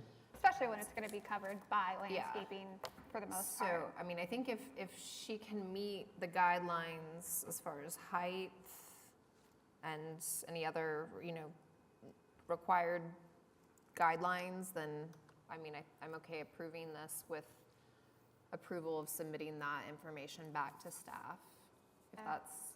I agree. We also approved something similar like this, the LOD project in Heritage Hills a couple months ago. I agree with you. I'm not a big turf grass person. You could argue that this is actually the most historic for what was in the area. Your prairie grasses, your native plants. So I will always, with a reason, approve something like this. I agree with Commissioner Poore. If we just drop that and get staff anything else they need, then I'm cool with this. Did I already ask if any citizens wish to be heard? Do any citizens wish to be heard on this particular project? Can I ask? Should I speak up in favor of fescue grass or no? No, I'm just kidding. Can I ask what the first item is being continued for? Because I think we're just talking about this, the raised bed, but there's also a continue in item 1, replace front lawn. So this is an area where our guidelines aren't as helpful as they could be. We have traditionally not really reviewed landscaping because for a very long time, landscaping was somebody putting in a tree or a shrub or swapping out what was in their flower bed. We are starting to see more of these kinds of projects where the entire yard is scraped clean and different materials are put in. Sometimes it's, a front yard of entirely rock, or sometimes it's plantings, sometimes it's, other materials. So we have been trying to be more thoughtful, look more carefully at landscape projects like this to think about the impact on the character of the neighborhood just aesthetically, on whether or not there are any issues, like I said, with things that are going to spill over into the right-of-way, if there's decomposed granite, different materials of that nature. And just we've talked in other meetings with other projects about the way in which a historic sod lawn kind of anchors features in place with the root system that's there and that's established. And when you rip that out, if you aren't very careful about what you put back, it can cause damage to the rolling terrace of the yard if you have one, or to steps in the yard or paving in the yard, to the foundation of the structure. So just kind of trying to be more cautious about these kinds of projects. I mean, at the the application, you know, she has this diagram of the root system of prairie plants, which, you know, some of them are actually much deeper than your fescue or your turf or anything. So if there's like a specific, you know, rolling terrace area, you know, we can always require more landscape fabric or something that's going to hold that in place, and make sure that our edging down at the street level is tall enough that it's going to catch anything additional. That was going to be my comment, is on a flat lot like this, and because of the applicant's background and knowledge and expertise, it sounds like this is going to be done really well. But you get an amateur out there who just cuts out their rolling terrace saying, hey, my neighbor did this down the street or this other one. I fear about the precedent-setting piece of that going forward, recognizing that it's also a good thing for... Katie, I'm just curious on, because I am just trying to think if it has been rare, if there were cases of an entire yard wanting to be the grass pulled up and re-landscaped. I don't know how many have come before in my time on the commission, but what would a homeowner that had lived in the neighborhood know? I guess what I'm getting at is normally we don't have landscaping come before us. So I'm just trying to discern if the guidelines aren't too clear, have we entered a gray area, and how? I think the guideline that is most applicable is about not modifying the topography of the site. Okay. And at some point, when you're scraping the whole yard clean and removing the grass, it's hard to do that without some change to the topography. So that's one of the things that we're looking for, is when you're on. Make a condition under the approval that like the existing topography is not changed or is changed as minimally as possible. I think that is a good Or a condition. unique circumstance. Can I offer something? Yes. So we, in Oklahoma, our taxes will pay for a program called Yard by Yard. This is actually through the conservation districts. A consultant will come to your home, and I can provide this. I mean, this can be like a derivative informational piece for you guys, so that you all have it and every citizen has it, and we can all create a yard revolution. So all of that would be part of that information, because, well, for one, just so you guys know, I'm not changing the slope of this. Like, slope matters, obviously, in terms of runoff. And then teaching people that what it is that you integrate into the soil, like I'm mentioning here, when you create 6-foot roots, you're making a massive contribution to the neighborhood and the soil structure and the water runoff and the eradication of chemicals and absorption of chemicals. I mean, this is why regenerative agriculture is essentially the answer to 99 of our 100 problems. So anyway, so that if that is, information, I'm happy to share that with you all. You can have it. We can put it in pamphlets and get it on doors. I will literally walk them to doors to do this, because I'm extremely passionate about it, and obviously I'm doing it for myself, and it's my work. So yeah. I have a question for Katie about a very different but potentially relevant project that may or may not have come before commission. There's a house on 40th Street in Crown Heights where the front yard, owned by notable gardener Linda Vodder, famous YouTube gardening personality, where the front yard was completely removed, the turf lawn, and replaced with artificial turf. So obviously a very different goal, but the process is the same. And did that go before commission? And great, cool. Yeah. Cool, cool. Did that come back through commission though? I mean, was there? I'm not aware of that ever having been sent to us. It's So I don't been- know yeah. if they've had a citation. Has it been 7 there to a 8 while? years. I don't know if anybody ever did. I mean, it's always vaguely annoyed me, but it's Linda Vodder. What do you do? She's got 500,000 Instagram followers. I'm okay with an approval on And this. she put in turf If the grass? applicant, Artificial turf. if the applicant is willing to adjust the height on that. What I think would be really helpful for staff, and unless if there's documentation that we have that's not in what's attached here in PrimeGov, this is what I'm seeing for a site plan. And it would be really helpful if we could work with you and get this to have a little bit more detail and like dimensions and property lines, just so we know if anything's going into the right-of-way, where the driveways, sidewalks, et cetera are. It's just not quite up to the level of accuracy that we typically would include in a CA. And you don't need to pin down by the inch your plants, because that's going to be something that I know you get out there and you do it. But as far as pathways, landscape bed, curbs, driveways, sidewalks, property lines, it would be helpful for us to have that level of detail to go into a certificate of appropriateness. Yeah, and I think, and you'll do it, because everything that Taylor said, but I think where this goes off the rails, because there are several houses that are unruly lawns or have gardens or, you know, those types of things. I think where it poses a potential nuisance is when those plants start to like come out into the public right of way or cover sidewalks, and like there's a weeping willow that kills me every time on Walker. But anyway, you're going to do it, but that's just something to be said of when it's done not well, and that's what I think Katie's They can speaking take to, off. is to be able to see Yeah. what those plants are and where they are relative to the curb. Yeah, we are noticing a trend in some neighborhoods of planting cactus right by the sidewalk, presumably to keep people from stepping into your yard, but it's a little scary if you are just legitimately walking down the sidewalk to be. My kids ride their bikes past Yeah. one, and it is very unnerving. So are you comfortable submitting a little more detail in kind of your site plan, not the specific plants and stuff, but like where the driveway is, where the curb edge is? Are you okay with that? Yeah, I guess I just need a little bit more clarity. I mean, Yeah, you we want- can you want, absolutely like- sit down and work with you on what we're looking for on that. I'm not saying go hire someone to draw it Yeah, I up mean, for you in AutoCAD or anything like that. Just a Yeah. little more accurate detail of how this all sits within your property.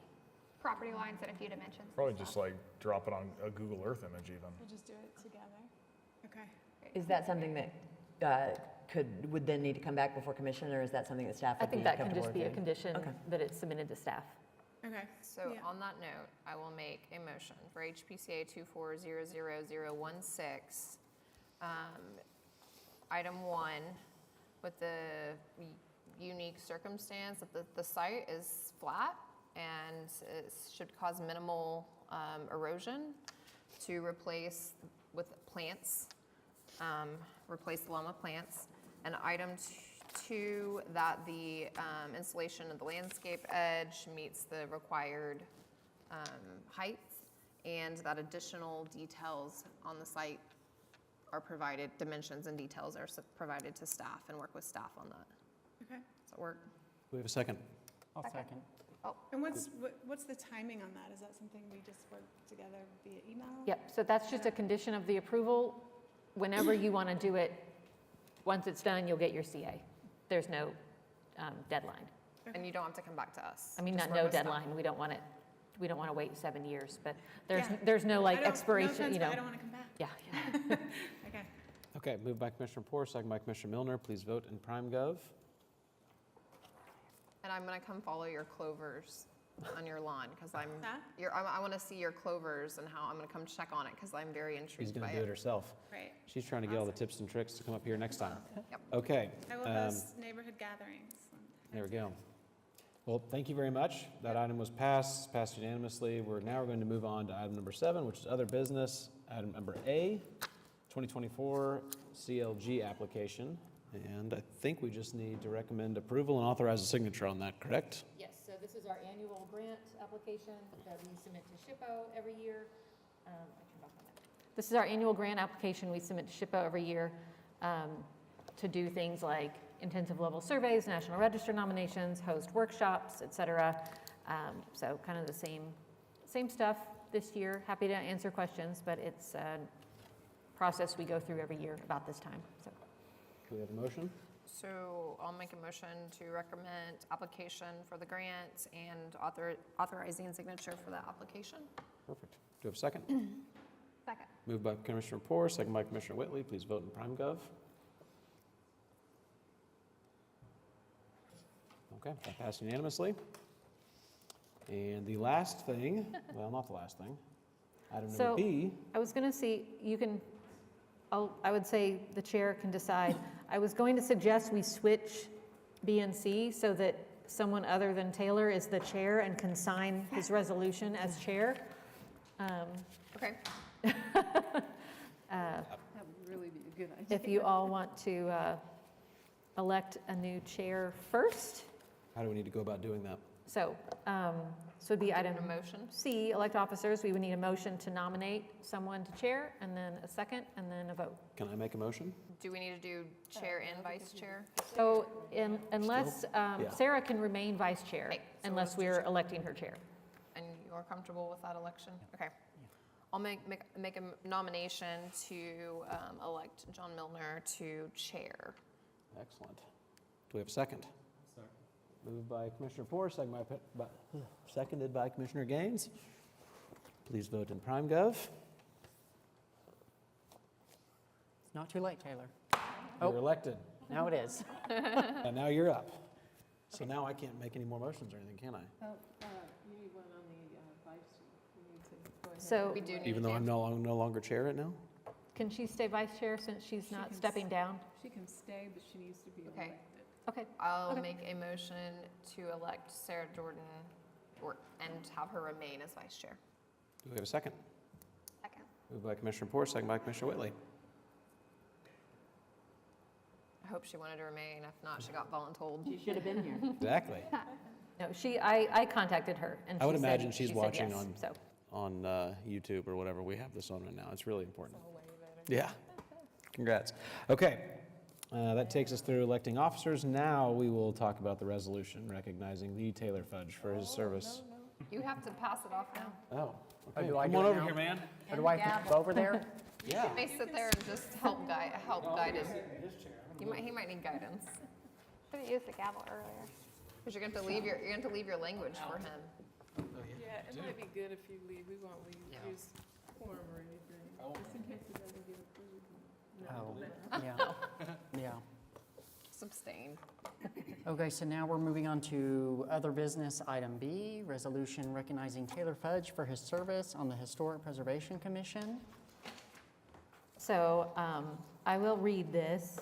I hate reading these, and I'll probably find a typo, but a resolution of the Historic Preservation Commission of the City of Oklahoma City acknowledging Taylor Fudge for 5 years of honorable service on the Historic Preservation Commission.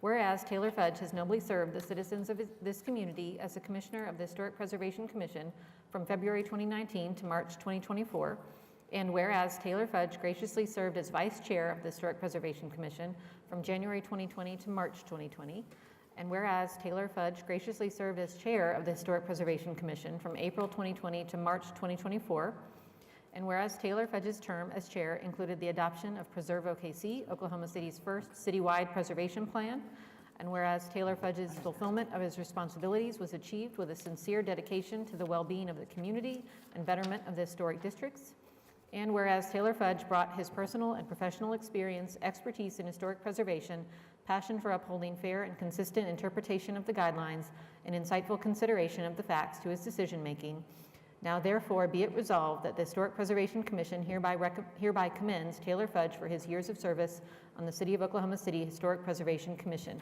adopted by the City of Oklahoma City Historic Preservation Commission the 6th day of March 2024. So we need a motion and a vote to adopt the resolution, and then I have a lovely form for all of you to sign. I would like to make a motion to adopt that resolution. I'll have a motion motion. to adopt the resolution can second. recognizing, okay, well, I'm going to second. Okay, I That's thought you were great. being We have a facetious. motion You're going to by- motion for yourself, okay. I love it. Motion by All right. Commissioner Fudge. We have a second by Commissioner Okay. Poor. Everybody else, please vote in PrimeGov. I love it. I'm going to pass it down if y'all will sign Can you vote for me? below. No. See, It's a team. we'll look nicer. Funnier that way. Okay. Okay, so now Let's we're do on that. to communications and reports. Item, letter A, administrative approvals. So no action to be taken there. Let us know if you have questions about any of those items. No Any withdrawals. withdrawals? Yeah, no withdrawals, no administrative closings, and nothing to report from council. I already noted the Board of Adjustment item that has been withdrawn, and nothing to report at this time from Planning Commission. Okay, anything from municipal counselor's office? I will not be at the next meeting, I will be away on vacation. Good for you. Enjoy. Thank you. Whatever you want for the next meeting. Yeah, yeah. Oh, next meeting day. The next regularly scheduled meeting for the Historic Preservation Commission is Wednesday, April 3rd, 2024 at 2 p.m. at the Municipal Building, City Council Chamber. New applications for this meeting were received March 5th. Were received March 5th, 2024. New information on projects continue from today's meeting to the upcoming meeting must be submitted to staff by 4 p.m. Tuesday, March 12th, 2024. The next regularly scheduled workshop for the Historic Preservation Commission is Wednesday, April 10th, 2024, from 11:30 a.m. to 1:30 p.m. in the Embark Large Conference Room, Suite B, at 431 West Main Street. Do we have any items from commissioners? I was just going to ask, maybe I misunderstood from our meeting last week, but I thought we were going to announce today for the May meeting that we were going to talk about the guideline updates.